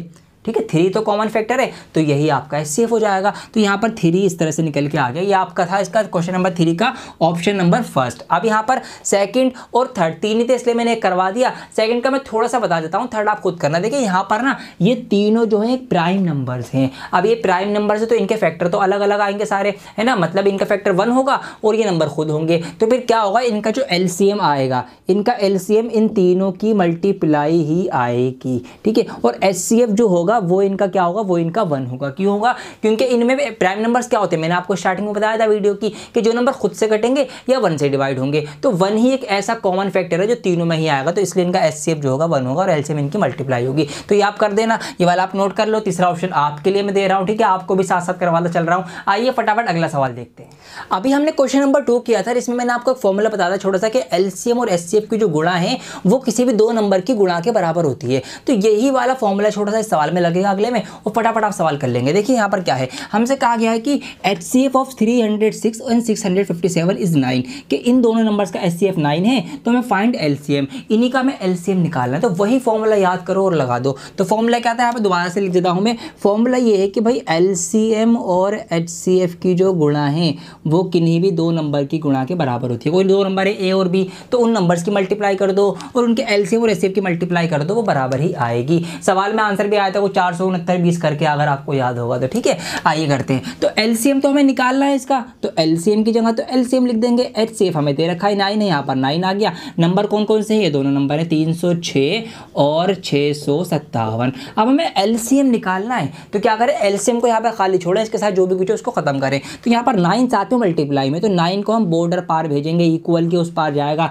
जब बॉर्डर पार चला जाएगा तो इसके निशान बदल जाएंगे। तो यहाँ पर रह गया सिर्फ LCM, और ये जो 9 मल्टीप्लाई में था ना, ये फिर बॉर्डर पार आके यहाँ पर इसके नीचे डिवाइड में आ जाएगा। बस एक सिंपल सी डिवाइड रहेगा। ये अब आपका आंसर आ गया, तो कर लेंगे फटाफट। 9 से इसको हम डिवाइड करेंगे तो ये जाएगा आपका कितनी बार, 9 × 27, 3 बचेगा, 9 × 4 = 36, 34, और ये है हमारे पास 657। अब इसकी मल्टीप्लाई आपका इसका LCM आएगा। मल्टीप्लाई कर लेना। अब कैसे करोगे, बड़े बड़े नंबर की मल्टीप्लाई करना आपको आना चाहिए। मैंने बहुत सारी शॉर्ट ट्रिक वीडियो बना रखी है मल्टीप्लाई की, आप देख सकते हो चैनल पर जाकर। ठीक है, अब कैसे करेंगे, देखिए यहाँ पर मैं इसको मानूंगा, इस तरह से करते हैं। देखिए 657 है ना, ये पहले इसको क्या करेंगे हम, 30 + 4 ऐसे मल्टीप्लाई करेंगे इसके, 30 से अलग, 4 से अलग। 30 से भी नहीं करेंगे, पहले 3 से करेंगे, बाद में 0 लगा देंगे। तो हम क्या करेंगे, सिर्फ 3 से इसकी मल्टीप्लाई करेंगे। अभी देखिए, अब 3 से 21 का हासिल लगा दो, 3 पंजे 15, 17 हासिल लगा, 1 3 18 और 1 19, ये आ गया 1971। अब हम 4 से इसकी दोबारा से करेंगे इस वाले नंबर की, तो 4 7 28 का हासिल लगा दो, 4 पंजे 20 तो 22 का 2 हासिल लगा दो, 4 24 और 25 और 26, ये आ गया इसका। अब यहाँ पर एक 0 लगेगी 30 की वजह से। अब हम इसको प्लस कर लेंगे, तो 8 और 0 8 हो जाएगा, 2 और 1 3 हो जाएगा, 7 और 6 13 का 3 हासिल लगा, 9 और 2 11 और 1 12 का 2 हासिल लगा, 1 और 1 2, तो 22 338। तो 2 2 3 3 8 इसकी मल्टीप्लाई आ जाएगी। तो इस तरीके से आप अपनी स्पीड कैलकुलेशन की फास्ट कर सकते हो अगर आप हमसे जुड़े हुए हो तो चैनल को सब्सक्राइब करना बिल्कुल ना भूलें अगर आप पहली बार मेरी वीडियो देख रहे हैं। तो इसका ये आंसर आ गया। अब आइए अगला क्वेश्चन देखते हैं, थोड़ा सा अलग है, थोड़ा सा टिपिकल है, उसको ध्यान से समझने की आपको जरूरत है। देखिए सवाल समझिए मेरे साथ। सवाल हमसे कह रहा है कि 6 की पावर n एक नंबर है, कोई भी नंबर है, और n जो है वो एनी नेचुरल नंबर है। मतलब n की जगह पर हम कोई सा भी नेचुरल नंबर रख सकते हैं, प्राकृतिक संख्या रख सकते हैं। आपको शुरू में बता दिया मैंने, प्राकृतिक संख्या कहाँ से स्टार्ट होती हैं, 1 से स्टार्ट होती हैं। मतलब हम 6 की पावर n की जगह पर ना कोई सा भी नंबर 1 से लेकर कुछ भी रख सकते हैं। तो जब हम उस पावर को खोलेंगे तो वो जो नंबर आएगा उसके बाद क्या उसके लास्ट में 0 होगा, हमें ये चीज़ चेक करके बतानी है। समझ गए। अगर ये होगा तो हाँ, नहीं होगा तो नहीं। अब देखिए इसको समझते हैं, यहाँ पर समझने की कोशिश करना। देखिए अगर हम यहाँ पर क्या करें,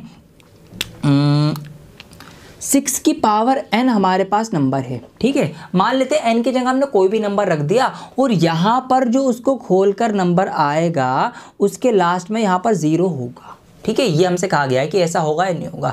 अब आप खुद सोचो कि अगर किसी नंबर के लास्ट में 0 आ जाएगा तो उसका मतलब क्या है, इसका मतलब है कि वो नंबर 5 से डिवाइड हो जाएगा, 5 से भाग हो जाएगा ना भाई, 5 से ये नंबर फिर डिवाइड हो जाएगा, क्योंकि जिनके लास्ट में 0 आता है वो नंबर 5 से डिवाइड हो जाते हैं। तो अगर इसकी पावर खोल के यहाँ पर जो नंबर है उसके लास्ट में 0 होगा तो ये नंबर इसका मतलब 5 से डिवाइड हो जाएगा। अगर 5 से डिवाइड हो जाएगा इसका मतलब क्या होगा कि इस नंबर का जो 5 होगा, 5 इसका क्या होगा, फैक्टर होगा, ठीक है। फैक्टर मैंने आपको इसी वीडियो में बताया कि भाई जिससे नंबर कट जाए, तो अगर ये नंबर 5 से कट जाएगा तो 5 इसका फैक्टर होगा। और 5 एक प्राइम नंबर है, 5 एक प्राइम नंबर भी है, इसका मतलब 5 जो होगा वो इसका एक प्राइम फैक्टर होगा, ये मैं कह सकता हूं ना। अब आप खुद सोचो कि 5 इसका प्राइम फैक्टर होगा। अब ये 6 की पावर में लेकिन नंबर चल रहा है। अगर मैं 6 की बात करूं, 6 को समझूं, तो 6 के तो सिर्फ 2 ही प्राइम फैक्टर होते हैं। कौन कौन से, एक 2 होता है और एक 3 होता है, 6 के तो यही फैक्टर होते हैं। या अगर मैं 6 की पावर n की भी बात करूं, ये लो जी और डिटेल में हम जाते हैं। 6 की पावर n हमसे बोला है कोई भी नेचुरल नंबर रख दो n की जगह, मतलब इसकी पावर में कुछ भी रख दो 1 से लेकर। तो अगर मैं 6 की n की जगह 1 रखूं तो 6 की पावर 1 6 ही होगा, ठीक है। अगर मैं 6 की n की जगह 2 रखूं, 2 भी नेचुरल नंबर है, तो यहाँ पर इसका आंसर 36 आएगा, 6 6 36। अगर मैं यहाँ पर इसका क्यूब कर दूं, 3 रख दूं, तो 6 6 36 6 216, यहाँ पर 216 आ जाएगा। अब हम देख रहे हैं यहाँ पर लास्ट में कहीं भी 0 तो आ ही नहीं रहा है, ठीक है। और एक आपको फैक्ट भी बता दूं मैं कि 6 की पावर ना आप कितनी भी खोल लेना, कितनी भी खोल लेना, लास्ट में 6 ही आता है। जी हाँ, 6 की पावर की खासियत है कि 6 की पावर आप कितनी भी खोल लो। यहाँ पर मैंने 2 खोली है, अगर आप 4 भी खोलोगे ना तो यहाँ पर आएगा 1296, ठीक है। तो 6 ही आएगा, 0 तो आता ही नहीं है। तो इसलिए इस सवाल का आंसर है नो। जी हाँ, मतलब नहीं। हमें सिंपल एज इट लिखना है यहाँ पे कि 6 की power n can not and with the digit 0, कि डिजिट लास्ट में 0 नहीं होगा इसके एंड में, ठीक है। ये है। अब इसकी जो स्टेटमेंट है वो आपके स्कूल टीचर जैसे लिखवाएंगे आपको वैसे लिख देनी है। यहाँ पर मैंने एज ए हिंट आपको एक स्टेटमेंट दे दी, आप चाहे तो ये भी लिख सकते हैं। यही सारी बातें यहाँ पर लिखी हुई हैं जो मैंने अभी आपको डिटेल में एक्सप्लेन की है, ठीक है। आइए फटाफट अगला सवाल समझते हैं, फिर नई एक्सरसाइज स्टार्ट करेंगे इससे अगली वाली। इस सवाल में हमसे ये कह रहा है कि आप एक्सप्लेन करिए। क्या एक्सप्लेन करना है, हमें ये एक्सप्लेन करना है कि 7 × 11 × 13 + 13 ये एक कॉम्पोजिट नंबर है। अब लेकिन अगर हम यहाँ ध्यान से देखें तो 7, 11 और 13 ये तीनों तो प्राइम नंबर्स होते हैं। मैंने इसीलिए आपको बिल्कुल शुरू में नंबर सिस्टम के बारे में थोड़ा सा बताया था कि प्राइम नंबर्स क्या है, कॉम्पोजिट क्या है। तो प्राइम कौन से होते हैं, जो सिर्फ 1 और अपने आप से खुद से ही डिवाइड होंगे। तो यहाँ पर ये तीनों ही प्राइम नंबर्स हैं, लेकिन ये हमसे कह रहा है कि इसको एक्सप्लेन करो कि ये कॉम्पोजिट नंबर है। अब कैसे एक्सप्लेन होगा वो मैं आपको बताता हूँ। देखिए यहाँ पर, अब यहाँ पर हमने नोट की क्या क्या है हमारे पास नंबर, 7 × 11 × 13 + 13। यहाँ पर 13 इस पार्ट में भी है, 13 इस पार्ट में भी, 13 यहाँ पर कॉमन है तो इसको हम अलग से कॉमन ले लेंगे। तो 13 मैंने कॉमन ले लिया। अब यहाँ पे रह गया 7 × 11 × ये तो कॉमन आ गया, बाहर 1 आ जाएगा, प्लस का प्लस, और यहाँ भी एक बाहर चला गया, कॉमन होके यहाँ पर 1 आ जाएगा, ठीक। अब इसको अगर हम आगे और सॉल्व करेंगे 13 बाहर रहेगा। अब यहाँ पर 7 की 11 में करेंगे 77, एकम 77 और जमा 1 78, 78 हो जाएगा।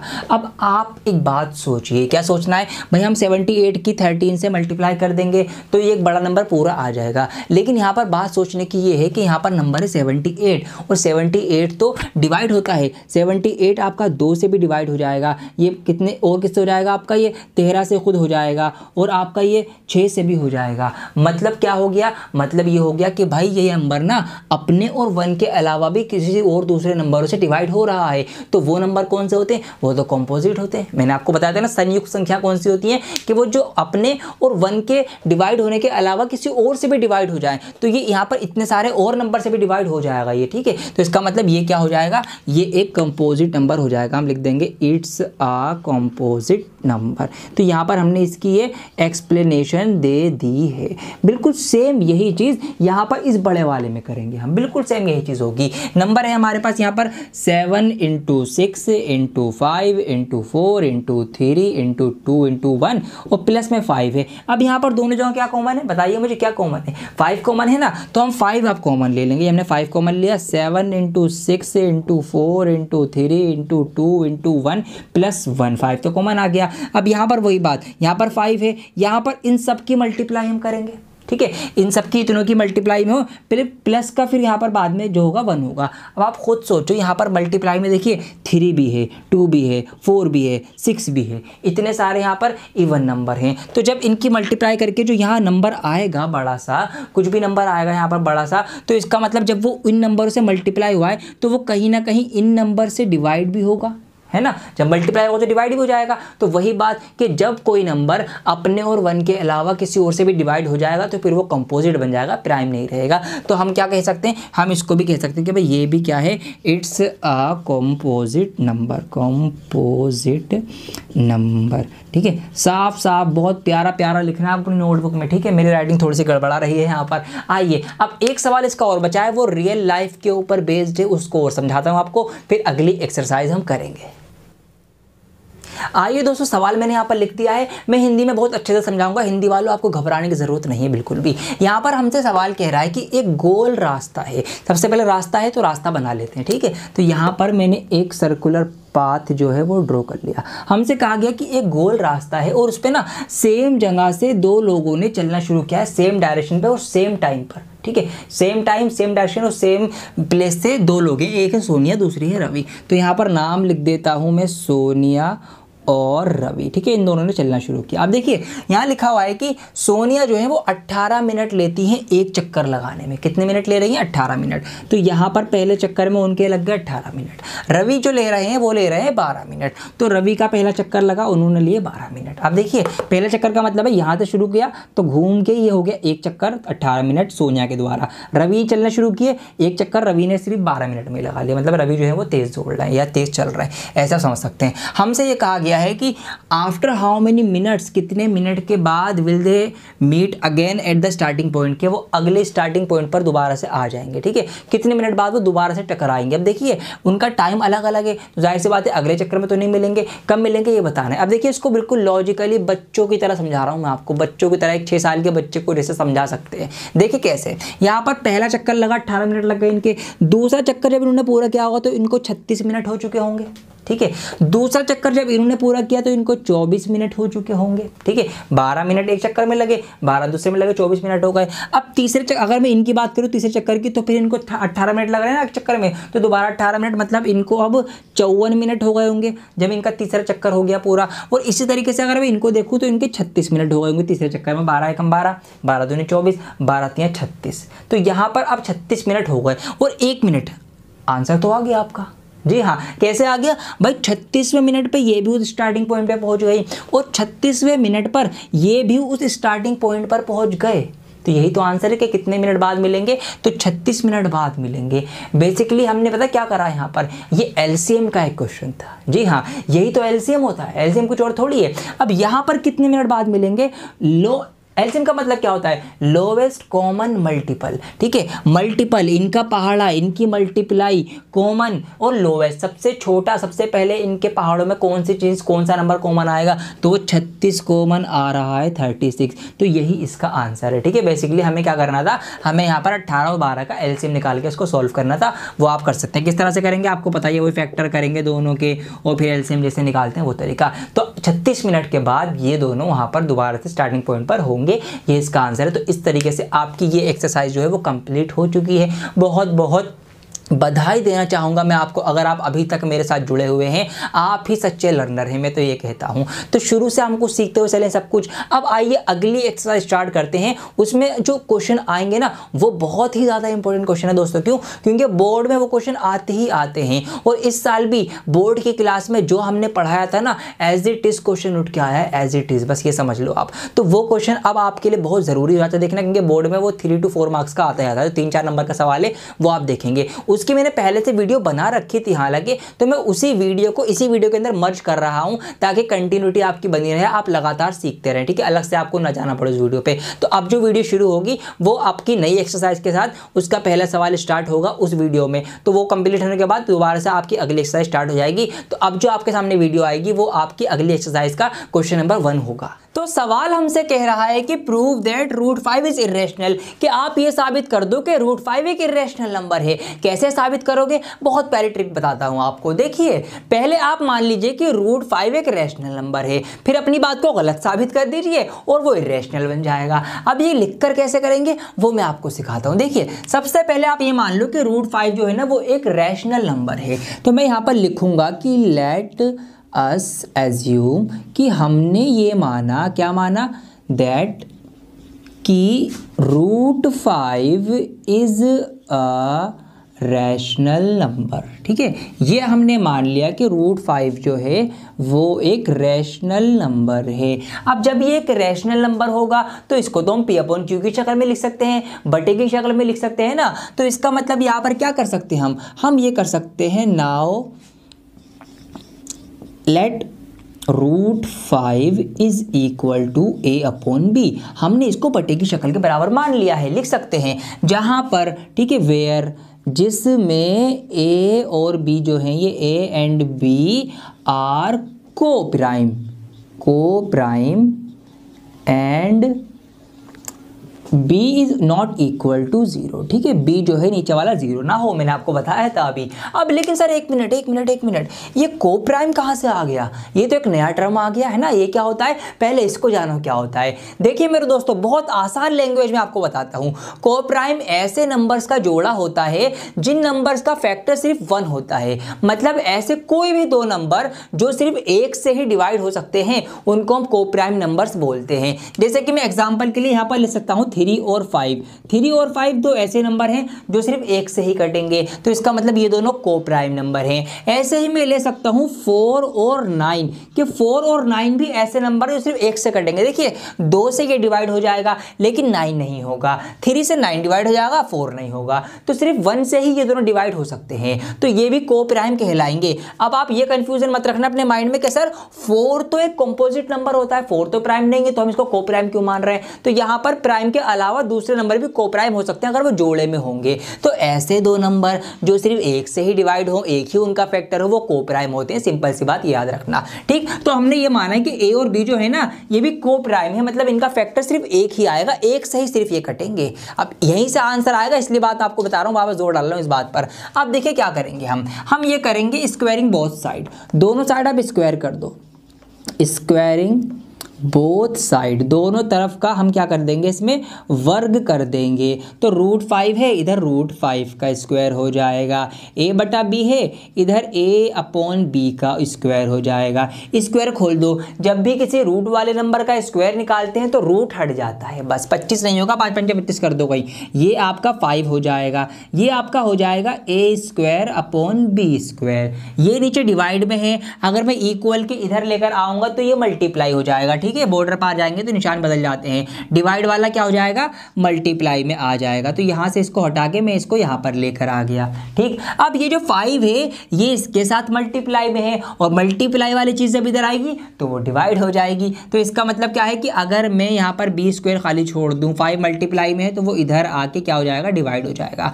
अब देखिए 5 ने A² को डिवाइड कर दिया, यहाँ पर इस बात को लिख दो आप कि A² इज डिविजिबल बाई 5। अभी तक तो कुछ भी मुश्किल नहीं हो रहा ना, A² डिविजिबल बाई 5 कि A² जो है वो 5 से डिवाइड हो गया है। अब जब A² डिवाइड हो सकता है तो A भी डिवाइड हो जाएगा। मतलब क्या है कि यहाँ पर अब A is also divisible by 5 कि जब स्क्वायर डिवाइड हो गया ना तो खाली A भी 5 से डिवाइड हो जाएगा। ये बात आप ध्यान रखना। कैसे, इसको भी थोड़ा सा समझा देता हूँ। देखिए मेरे पास एक नंबर है 8, ठीक है, फॉर एग्जाम्पल 8 एक नंबर है और ये 8 जो है 8 से डिवाइड होता है।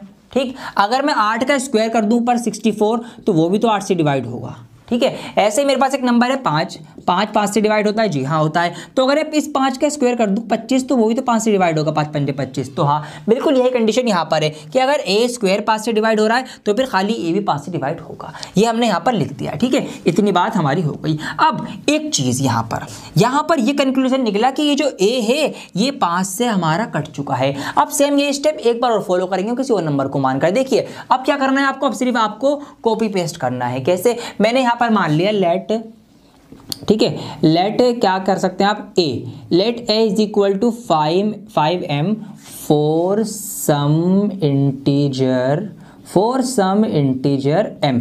मैंने कोई m नंबर था, उसके बदले क्या किया, a को मैंने 5m मान लिया। तो यहाँ पर अब इस इक्वेशन में a के बदले हम 5m लिख देंगे। तो या फिर आप यहाँ पे भी लिख सकते हैं, कहीं भी लिख दो आप, ठीक है। मैं ऊपर लिख देता हूँ इसमें √5 इज इक्वल टू, अब a की जगह 5m लिखना है तो यहाँ पे मैंने 5m लिख दिया और नीचे b था ही। फिर वही चीज़ होगी आपकी क्या, स्क्वायरिंग बोथ साइड, यहाँ पर आप स्क्वायरिंग कर दो दोनों साइड। ये मैंने यहाँ पर फटाफट स्क्वायरिंग कर दी। स्क्वायरिंग करेंगे तो यहाँ पर इसका तो रूट हट जाएगा, ये हो जाएगा आपका कितना, चलो मैं लिख ही देता हूँ यहाँ पर, इसका स्क्वायर करेंगे आप और 5m अपॉन b का स्क्वायर करेंगे आप, ठीक है। इसका स्क्वायर करा, रूट हट गया, यहाँ पर स्क्वायर करेंगे 5 पंजे 25, m स्क्वायर का m स्क्वायर, b का नीचे स्क्वायर आ जाएगा, ठीक है। अब वही बात, ये नीचे डिवाइड में है, यहाँ से अगर ये b स्क्वायर डिवाइड से हटेगा तो इधर बॉर्डर पर आके मल्टीप्लाई में आ जाएगा जी, ये आ गया, ये लो। अब यहाँ पर ये 5 मल्टीप्लाई में है तो मल्टीप्लाई वाली चीज़ जब नीचे डिवाइड में जाएगी इधर बॉर्डर पर, तो ये डिवाइड में आ जाएगी। यहाँ से 5 को 25 को काट दूंगा मैं, ये हो जाएगा आपका 5 पंजे 25, मतलब b square is equal to क्या आ गया, 5m का स्क्वायर आ गया, ठीक। अब यहाँ पर 5 जो है यहाँ m स्क्वायर के साथ मल्टीप्लाई में है, तो जब मैं इसको मल्टीप्लाई से इधर लाऊंगा बॉर्डर के पार, मतलब इक्वल के पार, तो ये डिवाइड हो जाएगा। अब यहाँ से क्या कंक्लूजन निकला, ये निकला कि भाई b square is divisible by 5। b square क्या है, वो 5 से कट रहा है, जब b स्क्वायर कटेगा तो b भी कटेगा, है ना। अभी समझाया आपको इसके पीछे का लॉजिक मैंने। तो फिर खाली b भी जो है, b is also divisible by 5। बस आपका सवाल पूरा हो चुका है दोस्तों। अब यहाँ पर कंक्लूजन निकालो। देखिए कंक्लूजन क्या निकलेगा, हमने क्या पढ़ा कि हमने a और b को ना को प्राइम माना, और को प्राइम तो वो नंबर्स होते हैं जो सिर्फ एक से कटे, ऐसे नंबर्स के दो जोड़े जो सिर्फ एक से कटे, एक के सिवा किसी और से ना कटे। लेकिन यहाँ पर तो मैंने देखा भाई a भी 5 से कट गया और b भी 5 से कट गया, मतलब ये a और b जो होते हैं ये एक के अलावा भी किसी और से कट गए। तो इसका मतलब क्या हुआ, इसका मतलब ये को प्राइम नहीं हुए, फिर हमने इनको को प्राइम माना था, को प्राइम एक से कटते हैं, लेकिन ये तो 5 से भी कट गए, इसका मतलब ये दोनों नंबर को प्राइम नहीं है। मतलब जो हमारी सपोजिशन थी, जो हमने सपोज किया था वो तो गलत साबित हो गया, और जो हमने माना क्या था, हमने माना था कि भाई √5 जो एक रैशनल नंबर है, जो हमने माना था वो गलत साबित हो गया। तो इस वजह से ही अब √5 जब रैशनल नहीं रहा तो कौन सा होगा, वो इरेशनल नंबर होगा। तो नीचे की जो बातें आपकी हैं स्टेटमेंट, ये आपको लिखना पड़ेंगी इस तरीके से कि जो हमने माना वो कॉन्ट्राडिक्ट हो गया, और इस वजह से √5 जो है वो एक इरेशनल नंबर। तो ये सारी बातें नीचे लिख कर आएंगे, इस तरीके से ये आपका पूरा सवाल बनेगा। आपको स्क्रीनशॉट लेना आप ले सकते हैं, इस तरीके से आपको लिखकर आना है ये। और या फिर अगर आपके टीचर ने जिस तरीके से बताया है अब उस तरीके को फॉलो करें। कॉन्सेप्ट इसके पीछे क्या है मैंने आपको समझा दिया। आइए अब इसी से रिलेटेड एक सवाल और करते हैं, तो थोड़ा सा इससे अलग है और इससे आसान है। वो उसके जैसा ही एक और सवाल आपसे पूछा जा सकता है जिसमें आपको एक बड़ा नंबर दिया जाएगा और उसको भी आपको इरेशनल प्रूफ करना पड़ेगा। हालांकि यहाँ पर नंबर बड़ा है लेकिन इसका सॉल्यूशन छोटा है। तो आप ये प्रार्थना कीजिए कि आपका ये वाला क्वेश्चन आ रहा है ताकि आप कम टाइम में पूरे नंबर अचीव कर सकें। अब इसको भी कैसे करना है, पहली ट्रिक आपको ध्यान रखनी है कि ये दो लाइनें आपकी बिल्कुल यूनिवर्सल है, इसमें कोई भी चेंज नहीं है, वही हमें लिखना है। भाई हमने ये माना, उल्टा माना कि ये जो है एक रैशनल है। अब जब ये एक रैशनल नंबर है तो इसको हम बटे की शक्ल में लिख सकते हैं, यहाँ पर ए और बी जो है वो कोप्राइम है और बी जीरो नहीं है, ये हमने लिख दिया। अब यहाँ पर आप स्क्वायर मत करना, यहाँ पर क्या करना देखिए, अब सीखिए आगे की बातें। यहाँ पर ये क्या करूंगा मैं, देखिए 3 जो है वो यहाँ पर प्लस में है इसके साथ। अब अगर मैं इस 3 को इक्वल के इधर लेके जाऊंगा, बॉर्डर पार लेके जाऊंगा तो ये माइनस का 3 हो जाएगा। ये करेंगे यहाँ पर हम, तो यहाँ पर मैं √5 को तो यहीं छोड़ दूंगा और इधर a/b भी था, ये प्लस का 3 बॉर्डर पार आकर माइनस का 3 हो गया। ठीक है, अब ये जो 2 है ये √5 के साथ मल्टीप्लाई में है, तो यहाँ पर अगर मैं इस 2 को भी यहाँ से हटाऊंगा तो ये मल्टीप्लाई वाली चीज़ जब इक्वल के इधर आएगी तो ये डिवाइड में हो जाएगी। तो इस तरीके से ये जो 2 है ये यहाँ पर इसके भी डिवाइड में आ गया और यहाँ पर 3 के भी डिवाइड में आ गया, ये आ गया। अब यहाँ पर आप एक बात सोचिए, क्या बात सोचना है आपको कि ये एक फ्रैक्शन है, बटे की शक्ल है, अपॉन की शक्ल है, ये भी एक फ्रैक्शन है। जब मैं इन दोनों फ्रैक्शन को सॉल्व करूंगा तो एक फ्रैक्शन आएगी, एक भिन्न आएगी, एक बटे की शक्ल ही आएगी। और जिसको भी हम ऐसे a/b की शक्ल में, अपॉन की शक्ल में, फ्रैक्शन में लिख सकते हैं वो तो रैशनल नंबर होते हैं। इसका मतलब इस पूरे का सॉल्यूशन जो होगा वो एक रैशनल नंबर होगा। और क्योंकि ये इसके √5 के बराबर है, जब ये रैशनल नंबर होगा तो √5 के बराबर होने की वजह से √5 भी रैशनल नंबर होगा। मतलब इस कंक्लूजन की वजह से अगर मैं यहाँ पर ये मानूं कि क्योंकि a एंड b जो हैं, a and b are integers, ये दोनों इंटीजर्स हैं, तो यहाँ से तो ये बात साबित हो जाएगी कि √5 इज़ अ रैशनल नंबर, कि √5 जो है वो भी एक रैशनल नंबर है। समझ रहे हो ना? क्यों? क्योंकि जब ये पूरा रैशनल हो गया तो ये इसके बराबर, तो ये भी रैशनल है। लेकिन क्या? लेकिन ये कि हम तो जानते हैं कि √5 रैशनल नहीं है, हमने तो प्रूव भी कराया अभी, और हमें पता भी है कि हमने क्या पता है, हमें तो ये पता है कि but √5 is a irrational number, कि √5 जो है वो तो एक इर्रेशनल नंबर है, ये तो हम बहुत अच्छे से जानते हैं। इसका मतलब क्या हुआ? इसका मतलब ये हुआ कि जो हमने माना था वो गलत हो गया, मतलब जो हमारी असम्पशन थी वो गलत है। तो इसका मतलब क्या है कि जब हमने जो माना वो गलत है, हमने इसको रेशनल माना, इसका मतलब ये गलत है, तो इस वजह से ये जो है 3 + 2√5 ये एक इर्रेशनल नंबर है। तो नीचे की जो स्टेटमेंट है ये भी आपकी बिल्कुल सेम रहेगी ऊपर वाली स्टेटमेंट की तरह, आपको कुछ भी चेंज नहीं करना है, एज इट इज आप लिख के आ जाना, आपको इस तरीके से पूरे मार्क्स मिलेंगे। या जो भी आपके टीचर ने अगर कुछ चेंज करवाई है स्टेटमेंट तो आप वो भी लिख सकते हैं, ठीक। तो ये आपको लिखनी ही लिखनी है, इसलिए जिसके यहाँ पर मार्क्स है, उम्मीद करता हूँ आपको समझ में आ गया होगा। तो आप ये क्वेश्चन समझ चुके हैं कि आपको कैसे करने हैं, ये आपके एग्जाम में आने के बहुत ज़्यादा चांसेस है, तो इस एक्सरसाइज को आप प्रैक्टिस कर लेंगे, ठीक है। इसका क्वेश्चन नंबर 3 के अंदर 3 ऑप्शन हैं, वो भी आपको बिल्कुल ऐसे के ऐसे ही करने हैं, उनको भी ऐसे उल्टा मानना है और फिर अपनी ही बात को गलत साबित करके उसको सही कर देना है, ठीक है, यही होगा। अब आइए स्टार्टिंग करते हैं। हम एक्सरसाइज 1.4 का पहला सवाल यहाँ पर ले लिया है मैंने आपके लिए CBSE NCERT की बुक में से, और ये बहुत ही आसान है। एक एक चीज़ जो मैंने आपको पहले पढ़ाई है ना, एक एक चीज़ का आपको अब मैं लिंक करवाऊंगा, आप खुद सोचेंगे कि अच्छा ये चीज़ हमने इसलिए पढ़ी थी, अब यहाँ पर इसका ये काम आ रहा है। तो जब आप ऐसे चीज़ों को लिंक करना सीख जाओगे ना, तो समझ लो आपको मैथ्स आना शुरू हो चुकी है और हो भी जाएगी। कुछ भी अभी तक मैंने आपको रटवाया नहीं, रटवाया ना, और अब एक एक चीज़ आपको मैं लिंक करवाऊंगा। आइए देखिए यहाँ पर सवाल है, जो पहला सवाल है यहाँ पर 1.4 का, वो ये है कि without actually performing the long division, कि भाई लंबी डिवाइड मत करो। ये कह रहा है लंबी डिवाइड मत करो। कैसे? देखिए यहाँ पर सवाल क्या है, बटे के सवाल है, मतलब ये डिवाइडेड बाई है, ये डिवाइडेड बाई है, मतलब हमें डिवाइड करना पड़ेगा, भाई ऊपर वाले को अंदर रखिए, नीचे वाले से डिवाइड करें।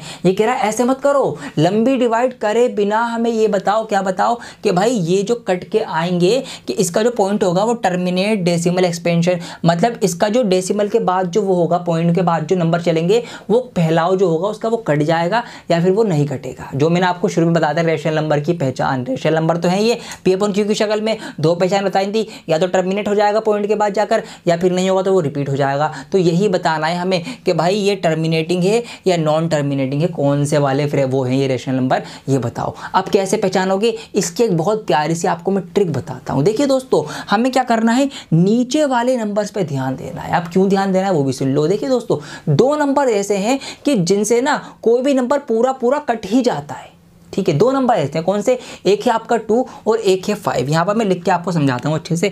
एक है 2 और एक है दूसरा नंबर 5। ये 2 नंबर ऐसे कि जिनसे कोई नंबर कटेगा। देखिए आपको कैटेगराइज करवाया था ना हमने, इवन नंबर, ओड नंबर, कि अगर मैं किसी भी पॉजिटिव इंटीजर की, पॉजिटिव नंबर्स की बात करूँ, होल नंबर्स की बात करूँ, तो या फिर वो दो, या वो कौन होगा, वो या तो इवन नंबर होगा या वो ओड नंबर होगा। ये जो 2 होंगे ना भाई, या तो नंबर इवन में होंगे या ओड में होंगे। अगर कोई नंबर इवन नंबर्स में है, मतलब 2 के पहाड़े में है, तो वो तो 2 से कटे जाएगा, है ना। जैसे कि यहाँ पर एग्जांपल लेते हैं हम, यहाँ पर मान लीजिए मैंने 10 लिया, 10 एक इवन नंबर है, तो इवन नंबर 2 से कट ही जाएगा, 2 पंजे 10।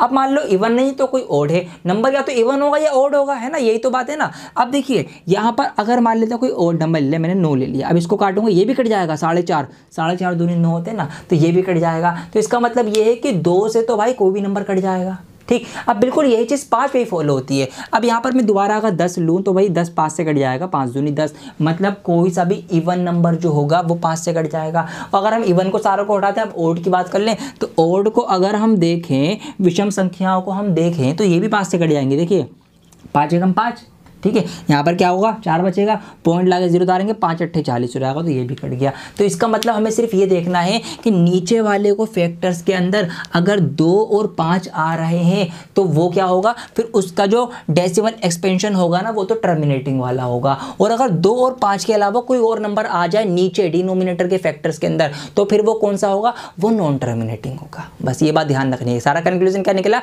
ये निकला कि हमें नीचे वालों के करने हैं फैक्टर, और अगर उनके फैक्टर फैक्टर के अंदर 2 और 5 ही हैं सिर्फ, तो वो कट पिट के पूरे कट जाएंगे, टर्मिनेट हो जाएंगे, मतलब पॉइंट के बाद वो कट जाएंगे। जैसे ये पूरा कट गया, पॉइंट के बाद ये कट गया। लेकिन अगर 2 और 5 के अलावा कुछ और आता है, 7, 6 कुछ भी आता है, तो फिर वो नॉन टर्मिनेटिंग होगा। ये हमें पहचाननी। अब आइए समझ गए कॉन्सेप्ट क्या है। अब शुरुआत करते हैं क्वेश्चंस की। तो यहां पर इसको मैं हटा देता हूं पहले।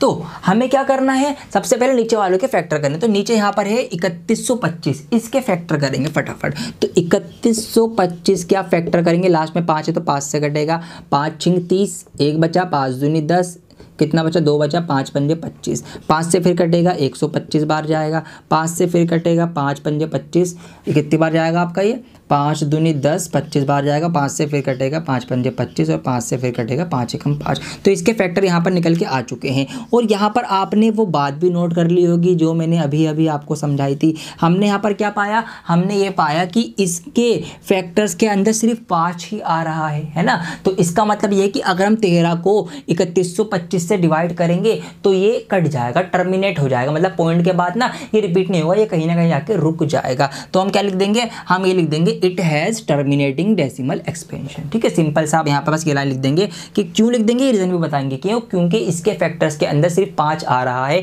तो इस वजह से क्या होगा, इसका जो डेसिमल एक्सपेंशन होगा वो कैसा होगा, वो टर्मिनेटिंग होगा। मैं बहुत शॉर्ट में लिख रहा हूँ, यहाँ पे आप पूरी लाइन लिखेंगे टर्मिनेटिंग। ठीक है, एग्जाम में या क्लास के जब भी आप होमवर्क करेंगे अपना। तो इस तरीके से हमें करना है। आइए एक सवाल और लेते हैं। अच्छा, ये इंपॉर्टेंट सवाल है इसलिए मैंने ये भी लिया है। ठीक है, तो देखते रहो भी, समझते रहो थोड़ा सा और आपको समझ में आएगा, उसमें आप घूम जाओगे। देखिए यहाँ पर क्या करना है, हमें नीचे वालों का हमें फैक्टर करना है। तो 2 से जाएगा 2 चौक 8, 2 से जाएगा 2 दूनी 4, 2 से जाएगा 2 कम 2। क्या पाया हमने ये पाया कि इसके फैक्टर्स के अंदर सिर्फ 2 आ रहा है। तो इसका मतलब क्या है कि अगर मैं इसको भी काटने चलूंगा तो ये पूरा कट जाएगा। तो इसका भी हम लिख देंगे कि it has terminating decimal expansion. ठीक है, यहाँ पर आप क्लियरली यहाँ पर लिख देंगे कि भाई क्या है ये भी आपका टर्मिनेटिंग वाला है। ठीक है, फटाफट अगला देखते हैं। यहाँ पर क्या करना है जी, हमें नीचे वाले के प्राइम फैक्टराइजेशन कर लेने हैं। तो ये किससे जाएगा, 5 से जाएगा, 5 × 45, 5 एकम 5। अब किससे जाएगा, ये 7 से जाएगा, 7 से जाएगा 13 बार और 13 एकम 13। तो यहाँ पर तो भैया कुछ मामला गड़बड़ हो गया है। आप देख सकते हैं यहाँ पर 5 के अलावा कुछ और प्राइम फैक्टर में नंबर आ गए हैं। तो जब कुछ और नंबर प्राइम फैक्टर्स में आ जाएं तो इसका मतलब क्या होगा, फिर ये नॉन टर्मिनेटिंग होगा। तो हम क्या लिख देंगे, इसका आप यहाँ पर लिख देंगे it has non terminating decimal expansion. कि इसका कैसा है भाई, नॉन टर्मिनेटिंग है, कटेगा नहीं। ठीक, अब ये सवाल समझते हैं थोड़ा सा, इसमें थोड़ा सा एक घुमाव है। देखिए यहाँ पर अगर हम 15 के फैक्टर करने चलेंगे तो यहाँ पर 15 के फैक्टर हम कर लेते हैं। देखिए हमने करे 3 पंजे 15 और 5 एकम 5। ठीक है, ये हमने यहाँ पर इसके फैक्टर कर लिए। हमने यहाँ पर क्या पाया, हमने यहाँ पर ये देखा एक चीज़ यहाँ पर कि यहाँ पर भाई 3 है। तो हम क्या करेंगे, ये तो नहीं कटेगा। लेकिन फिर मैंने थोड़ा सा दिमाग लगाया, मैंने क्या, ये एक काम करते हैं, इसको जरा कैलकुलेटर से करके देखते हैं। क्यों, क्योंकि ऊपर 6 है। अगर 6 के आगे हम एक 0 लगा दे तो ये 60 बन जाएगा। और 15 के पहाड़े में 60 यानी 60 आता है, 15 चौक 60 होता है, मतलब ये तो पूरा कट रहा है। ठीक है, लेकिन यहाँ पर तो 3 है और इसके हिसाब से तो ये नहीं कटना चाहिए, टर्मिनेटिंग होना चाहिए। ठीक है, तो ये टर्मिनेटिंग है या नॉन टर्मिनेटिंग है। अब क्या करेंगे, देखिए ऐसी दुविधा में अगर आप फंस जाओ तो क्या करना है आपको ये करना है, आपको फिर दोनों के फैक्टर करने हैं। ऊपर वाले के फैक्टर के 2 3 6, नीचे वाले के फैक्टर किए 3 पंजे 15 और 3 से 3 कट गया। तो कुल मिला के जो इनके फैक्टर आए ना वो आए 2/5। तो अब मैंने देखा कि नीचे तो सिर्फ फैक्टर में 5 ही है। तो इसका मतलब क्या है, इसका मतलब ये है कि ये जो है एक टर्मिनेटिंग डेसिमल एक्सपेंशन वाली फ्रैक्शन है। समझ में आई बात। अब आप कहेंगे कि सर ये आपने पिछले में क्यों नहीं किया। देखिए यहाँ पर ये जो P/Q की शक्ल में नंबर आने चाहिए ना, ये दोनों को प्राइम नंबर होने चाहिए, मतलब प्राइम जोड़े होने चाहिए, प्राइम नंबर्स के जोड़े। अब देखिए यहाँ पर हम क्या देख रहे हैं कि ऊपर जो है 6 जो है वो एक प्राइम नंबर नहीं है, यहाँ पर नीचे 15 भी प्राइम नंबर नहीं है। तो यहाँ पर हमने क्या करा भाई, प्राइम नंबर में इनको पहले कन्वर्ट किया है। तो आप बाकियों के साथ भी ऐसा कर सकते हो। लेकिन हम यहाँ पर देखेंगे कि देखिए यहाँ पर ये 17 है और 13 है, ऊपर ऑलरेडी प्राइम नंबर है। अब आप कहेंगे सर जी 66 तो प्राइम नंबर नहीं है। लेकिन मेरे दोस्तों अगर आप 66 के फैक्टर करेंगे तो यहाँ पर प्राइम नंबर में या तो 3 में आएंगे इसके फैक्टर, या इसके फैक्टर में 2 आएगा। इसके फैक्टर में कहाँ गया ये 13 तो नहीं आएगा ना, क्या 13 से 66 डिवाइड होता है? नहीं होता। 7 से होता है? नहीं होता। इसका मतलब क्या है कि डिनोमिनेटर में 7 और 13 जिंदा रहेंगे, और जब ये नीचे जिंदा रहेंगे डिवाइड करते रहेंगे तो इसका मतलब क्या होगा? इसका मतलब भाई ये नॉन टर्मिनेटिंग होगा। ठीक है, तो इस तरीके से आपको लॉजिकली सोचना है और समझना है। तो यहाँ पर मैंने 4 ऑप्शन कराए हैं, कुछ ऑप्शन में तो पहले से ऑलरेडी लिखा हुआ है भाई 7 की पावर इतना, तो इस तरीके से वो तो आप देखते समझ जाएंगे ये तो नॉन टर्मिनेटिंग ही होगा। बाकी ऑप्शंस आप ट्राई करेंगे, आप सीख चुके हैं, अब आपको आ रहा है चीज़ें, बहुत अच्छा आसान लग रही होंगी आपको अब ये, है ना। अब हम क्वेश्चन नंबर 2 की तरफ बढ़ते हैं। अब क्वेश्चन नंबर 2 में हमारे लिए काम बढ़ा दिया है थोड़ा सा। जी हाँ, देखिए सवाल हमसे कह रहा है कि write down the decimal expansion of those rational numbers in question number 1 above which have terminating decimal expansion. कि क्वेश्चन नंबर 1 जो भी हमने किया है उसमें से जिनके टर्मिनेटिंग आए हैं, मतलब जिन फ्रैक्शंस के टर्मिनेटिंग डेसिमल एक्सपेंशन आए हैं ना, तो उनको काटो, टर्मिनेट करो, मतलब हमें सिंपल डिवाइड करनी है। अब आप कहेंगे सर जी हमने अभी इतना बड़ा सवाल करा था तो हमें इतने बड़े नंबर से अब इसको वो लंबी डिवाइड करनी पड़ेगी, जब भी आंसर आ पाएगा, कि जब भी तो पता लगेगा ना भाई कितना नंबर आया, कितना कट के आया, क्या आंसर आया। नहीं करना वैसे, ठीक है। दूसरा एक तरीका है, शॉर्ट तरीका है, क्रिएटिव मेथड है, बहुत पसंद आएगा आपको, मज़ा आएगा समझने में। आइए समझाता हूँ, बहुत मज़ेदार चीज़ है। सवाल मैंने वही के वही रहने दिए, ठीक है, ताकि आपको समझा सकूँ। आइए देखिए, अब हमने क्या करा था, आप यहाँ पर देखिए क्या करेंगे। सबसे पहले तो आप नीचे वाले का हमने फैक्टर किया था, तो आप क्या करना, नीचे वाले के फैक्टर नीचे लिखो। तो हमने क्या किए थे, इसके 5 पंजे 25 पंजे, 125 पंजे, 625 पंजे, 3125, ये इसके फैक्टर हो गए। अब देखिए हमें क्या करना है, इसको डिवाइड करना है, और हमें पता है कि डिवाइड करके पॉइंट में आंसर आएगा। ठीक है, टर्मिनेटिंग जो होगा वो पॉइंट के बाद होगा। अच्छा, अब आप ये सोचो कि पॉइंट कब आता है। पॉइंट कब आता है? पॉइंट जब आता है नीचे कुछ जीरो होते हैं। आपको याद है ना, नीचे से हम जीरो हटा के उसके बदले के ऊपर पॉइंट लगा देते हैं ना, तो मतलब जितने नंबर के बाद पॉइंट होगा ऊपर नीचे उतनी जीरो होंगी। तो पॉइंट कब आता है, डेसिमल कब आता है, जब नीचे आपके जीरो होंगे। मतलब अगर हम यहाँ पर नीचे किसी तरीके से जीरो कर दें, जीरो ले आए, तो बहुत आसान काम हो जाएगा। हम सिर्फ जीरो गिनेंगे, ऊपर उतने बदले का पॉइंट लगा देंगे और हमें डिवाइड करनी ही नहीं पड़ेगी।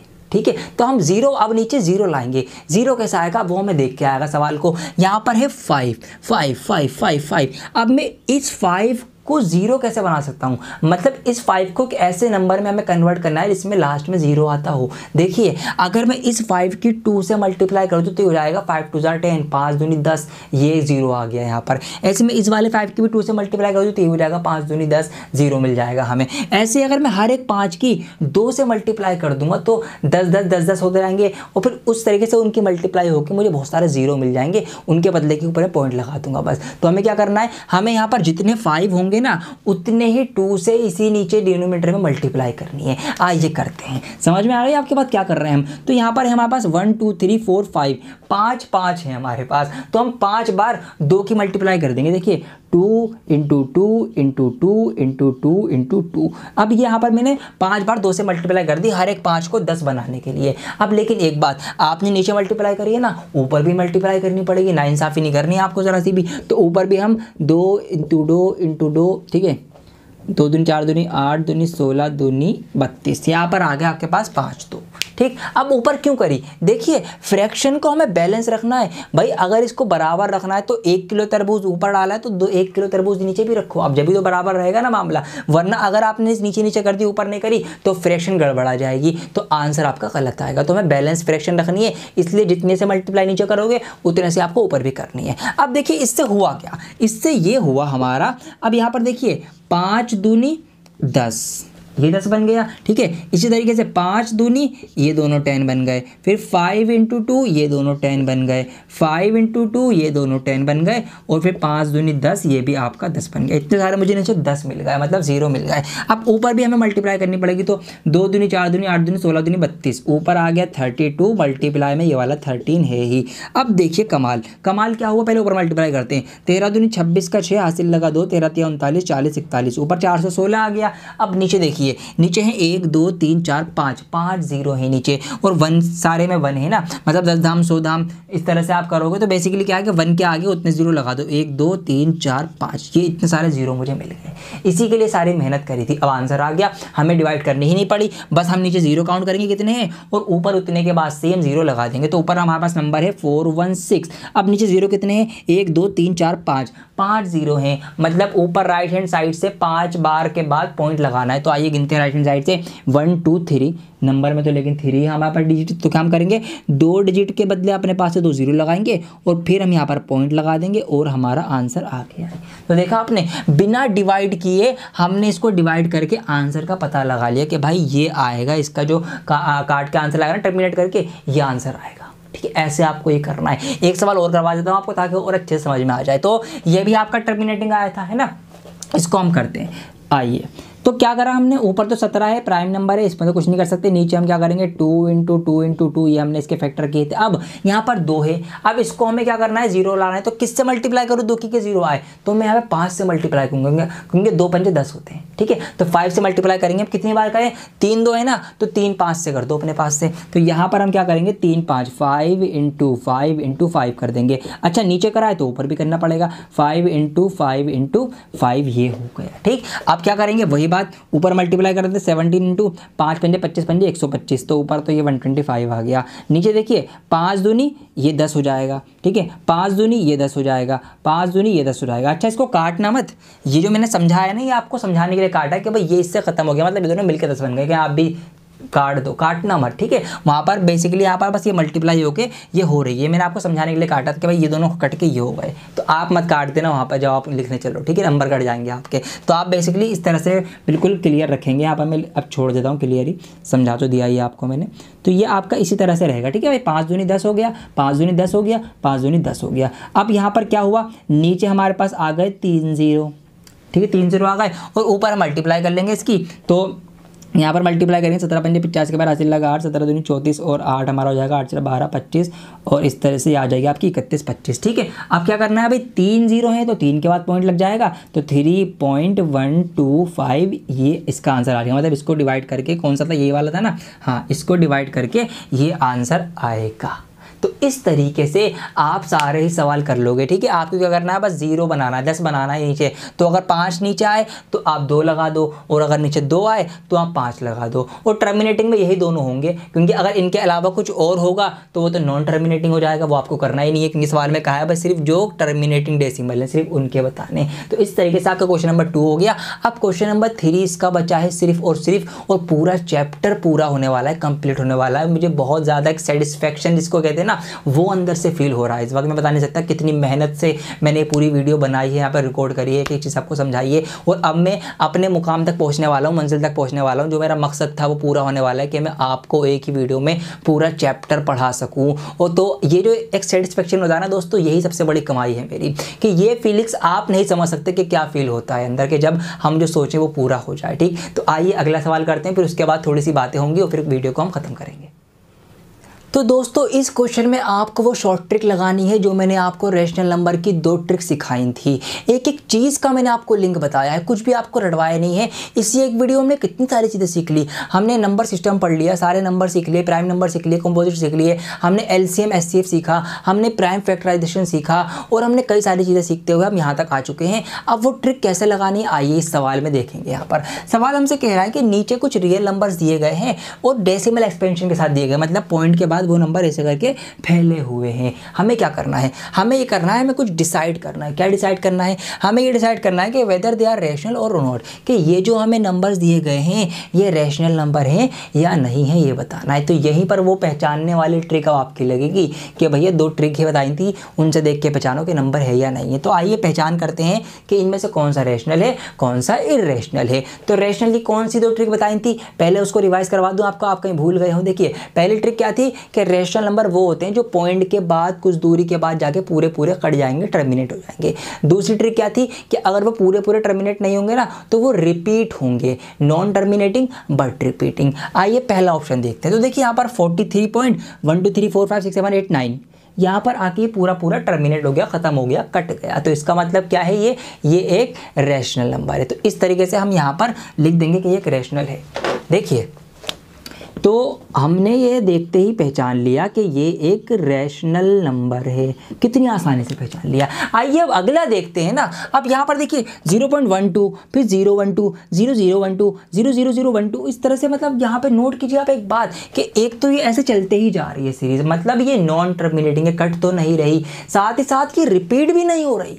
रिपीट कहाँ हो रही देखो ना भाई, पहले आया 1 2, फिर 0 1 2, फिर 0 0 1 2, फिर 0 0 0, मतलब कुछ का कुछ आए जा रहा है। तो ऐसा नंबर मैंने आपको बताया था कि जो नॉन टर्मिनेटिंग हो और नॉन रिपीटिंग हो वो कैसा होता है, वो आपका इर्रेशनल नंबर होता है। उसकी एक ही पहचान बताई थी मैंने, वो यहाँ पर फॉलो हो रही है। तो ये वाला नंबर जो आपका हो गया, ये आपका हो गया इर्रेशनल, ठीक है, अपरिमेय संख्या जिसको आप बोलते हैं। तो ये आपका इर्रेशनल नंबर हो गया। अब अगले पे नजर मारो, 43.123456789, 9 के ऊपर देखिए बार लगा हुआ है। इस बार का मतलब होता है कि जितने नंबर के ऊपर बार होगा ना, मतलब वो नंबर रिपीट हो रहे होंगे। तो यहाँ पर पूरे ही सारे नंबर के ऊपर बार है, मतलब 1 2 3 4 5 6 7 8 9 के बाद दोबारा से रिपीट होगा 1 2 3 4 5 6 7 8 9, फिर 1 2 3 4 5 6 7 8 9। तो इस तरह से ये चल रहा है, मतलब ये क्या कर रहा है, ये कट नहीं रहा, टर्मिनेट तो नहीं हो रहा, लेकिन ये रिपीट हो रहा है, मतलब नॉन टर्मिनेटिंग बट रिपीटिंग। और ये किसकी पहचान थी, किसकी थी, ये रैशनल नंबर की। दूसरी पहचान बताई थी ना मैंने आपको कि नॉन टर्मिनेटिंग बट रिपीटिंग। तो इस तरीके से ये आपका रैशनल हो जाएगा, ठीक है। तो हमने देखिए देखते ही कितनी आसानी से आप पहचान लिया है वो शॉर्ट ट्रिक लगाकर। लेकिन अभी सवाल ख़त्म नहीं हुआ है, सवाल में आगे कुछ और कहा गया है। आगे कहा गया है कि इफ़ दे आर रैशनल, इनमें से जो रैशनल है और अगर वो P/Q की शक्ल में होते, बटे की शक्ल में होते, यहाँ तो पॉइंट की शक्ल में है ना, अगर वो बटे की शक्ल में होते तो what can you say about the prime factor of Q। तो आप Q के फैक्टर के बारे में क्या कह सकते हैं, मतलब नीचे वाले के Q के बारे में क्या कहेंगे, मतलब नीचे क्या हो सकता था। अब यहाँ पर सवाल घूमा है थोड़ा सा, देखिए 43 पॉइंट दिस इज ये पॉइंट है, नीचे क्या हो सकता था। अब आपको सोचना है कि पॉइंट जो है वो कितने नंबर के बाद लगा, 1 2 3 4 5 6 7 8 9, 9 नंबर्स के बाद एक पॉइंट लगा है। और पॉइंट कब लगाते हैं हम, नीचे से 0 हटा के लगाते हैं ना। तो यहाँ पर कितने के बाद पॉइंट लगा है, 9 नंबर के बाद। इसका मतलब नीचे कहीं ना कहीं 9 0 होंगी 1 के आगे। तो इसका मतलब हम ये कह सकते हैं कि इसका जो Q होगा, Q क्या हो सकता था, 10 की पावर 9 हो सकता है, बल्कि होगा ही, हो सकता है क्यों होगा, होगा ही होगा, ठीक है। जब भी तो भाई 10 की पावर 9 था, जब भी तो यहाँ पर 9 के बाद यहाँ पर एक पॉइंट आया है। तो ये हमने Q के बारे में अंदाज़ा लगाया। इसमें तो कुछ करना नहीं है क्योंकि ये तो इर्रेशनल है, रैशनल में होता है। अब इस पर आ जाओ, यहाँ पर हमने देखा कि अच्छा, इसको सीखने से पहले कॉन्सेप्ट आपको सिखाता हूँ, फिर समझ में आएगी ये बात। कॉन्सेप्ट देखो, यहाँ पर कॉन्सेप्ट के लिए मैं ब्लैक पेन यूज़ करता हूँ। देखिए अगर मैं 10 को डिवाइड करूँ 9 से तो क्या आएगा, 9 एकम 9, ठीक है, 1 बचेगा हमारे पास, फिर पॉइंट ला के 0 उतार लूंगा, वो 10 बन जाएगा। फिर दोबारा से 9 एकम 9, 9 एकम 9, 9 एकम 9, 9 एकम 9। तो ये सीरीज इस तरह से चलती रहेगी, ठीक है। अब एक चीज़ और देखो, अगर मैं 20 को 9 से डिवाइड करूं तो 9 दूनी 18, ठीक है, 2 बचेगा, पॉइंट लाके 0 उतारूंगा, फिर से वो 20 बन जाएगा, फिर 9 दूनी 18, 9 दूनी 18, 9 दूनी 18, 9 दूनी 18, ये चलता रहेगा, ठीक। अब यहाँ पर एक बात आप नोट करो कि जब नीचे 1 9 था तो एक ही नंबर बार बार रिपीट हो रहा है। क्या बोला मैंने कि जब नीचे 1 9 है तो एक ही नंबर रिपीट हो रहा है। अब यहाँ पर आप देखो कितने नंबर रिपीट हो रहे हैं, 1 2 3 4 5 6 7 8 9, 9 नंबर के बाद दोबारा से यही 9 नंबर रिपीट हो रहे हैं। तो अगर यहाँ पे 9 नंबर रिपीट हो रहे हैं तो इसका मतलब क्या होगा, इसका मतलब इसके डिनोमिनेटर में नीचे Q की जगह 9 होंगे, मतलब 9 बार 9 होगा, 9 टाइम्स 9 होगा, ठीक है। दोबारा से वो थोड़ा और गहराई में आओ, देखिए मान लीजिए अगर मैं 100 को डिवाइड करूं 99 से तो क्या होगा, 99 एकम 99, ठीक है, 1 बचेगा, पॉइंट लगा के 0 उतारूंगा, वो 1 10 बन जाएगा। अब भी छोटा है तो फिर मैं 1 0 और लगाकर उसको 100 बनाऊंगा, अब वो 100 बन गया, तो 99 एकम 99। फिर वही 1 बचेगा, फिर मैं पॉइंट ला के 0 उतार लूंगा तो 10 रह जाएगा, फिर छोटा रह गया, फिर 1 0 लगा के दोबारा 100 बनाऊंगा। तो ये देखिए, तो यहाँ पर जब 2 9 थे तो 2 नंबर रिपीट कर रहे हैं। तो इसी तरीके से यहाँ पर क्या हो रहा है, जब 9 नंबर रिपीट कर रहे हैं ना, तो इसका मतलब यहाँ पर नीचे इसके 9 बार 9 होगा। जैसे यहाँ पे 1 नंबर रिपीट हो रहा था तो 1 बार 9, 1 नंबर रिपीट हो रहा था 1 बार 9, 2 नंबर रिपीट हो रहे हैं तो 2 बार 9। तो ऐसे ही अगर 9 नंबर रिपीट हो रहे हैं तो 9 बार 9। तो हम ये कह सकते हैं कि इसका जो P/Q की शक्ल में लिखा गया होगा तो नीचे जो Q होगा वहाँ पर 1 2 3 4 5 6 7 8 9, 9 बार 9 होगा, ठीक है। कितना प्यारा कॉन्सेप्ट क्लियर हुआ है आपके ये। तो उम्मीद करता हूँ आपको ये पूरा चैप्टर ही समझ में आया होगा। मैंने अपनी तरफ से कोई भी कसर नहीं छोड़ी कि कुछ भी चीज़ मैं छोड़ दूँ या फिर मैं सोचूँ कि आप कर लेंगे खुद से, ठीक है।